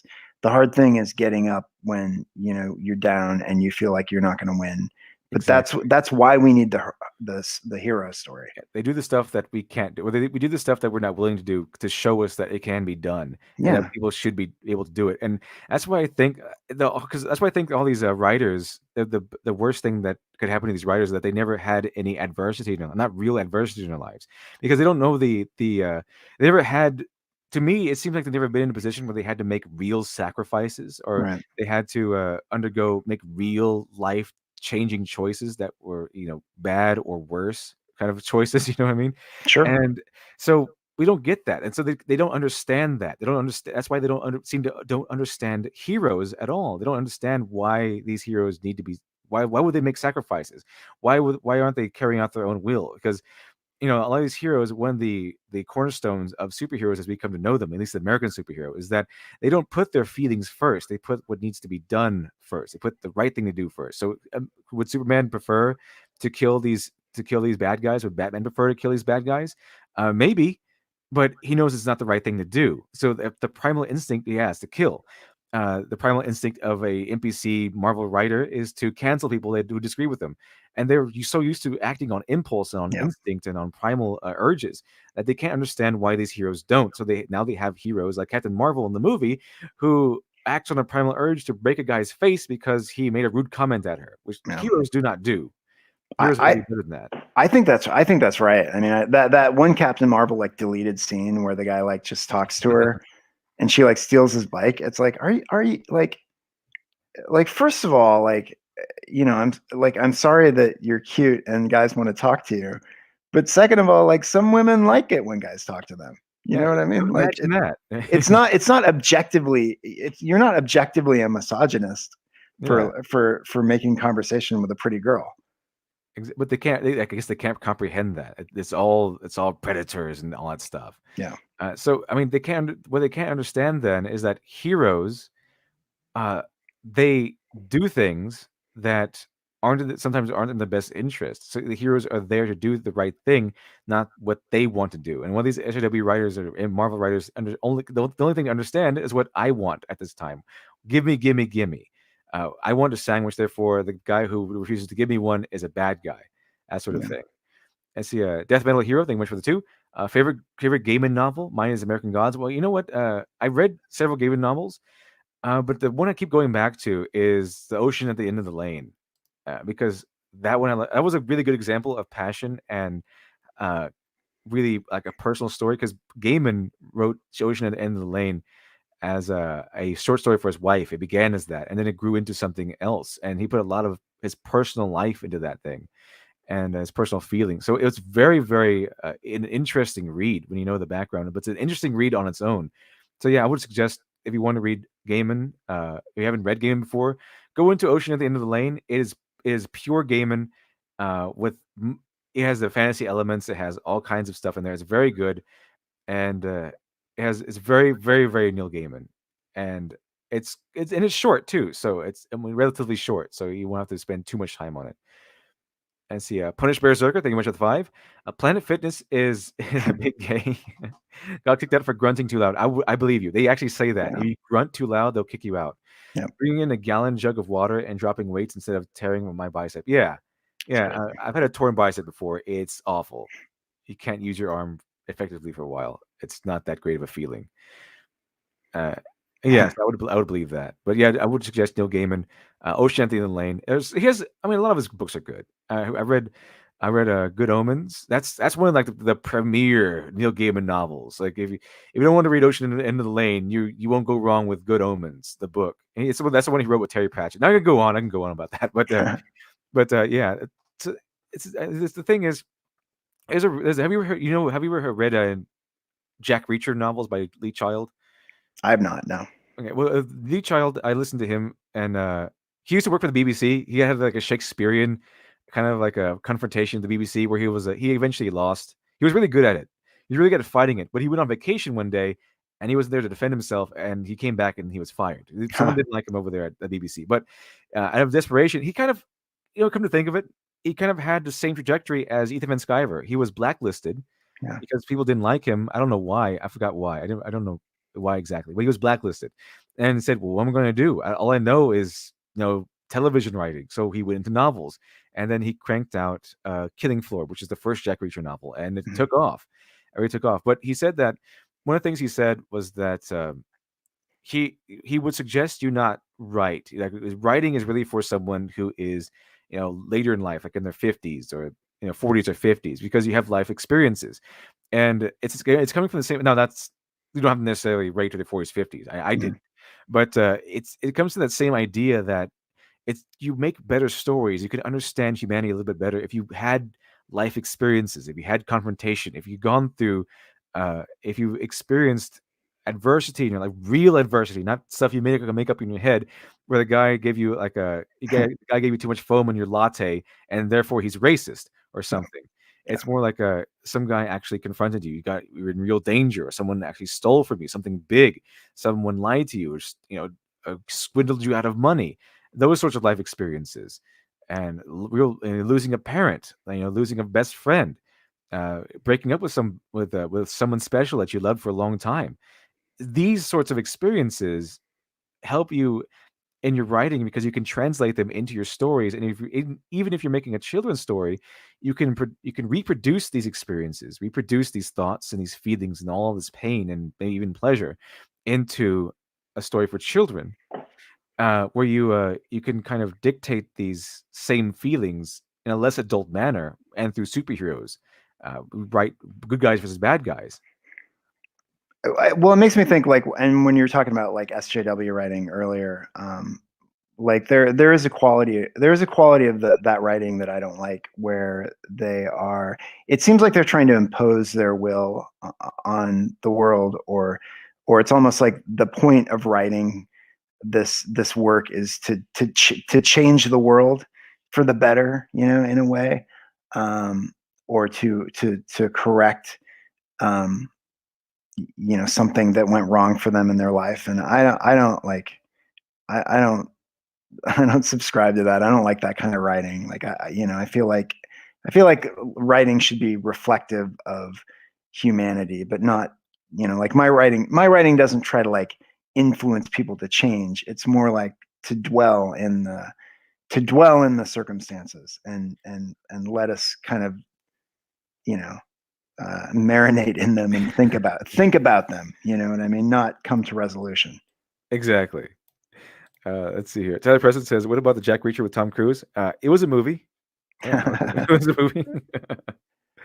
Well, it was really interesting talking to you. Unfortunately, we were out of time. The 3.5 hours just kind of flew by. Yeah. It's been a long time. It's apparently it's been a while. We've been going on for a while. It didn't feel like 3.5 hours. It felt like we just started.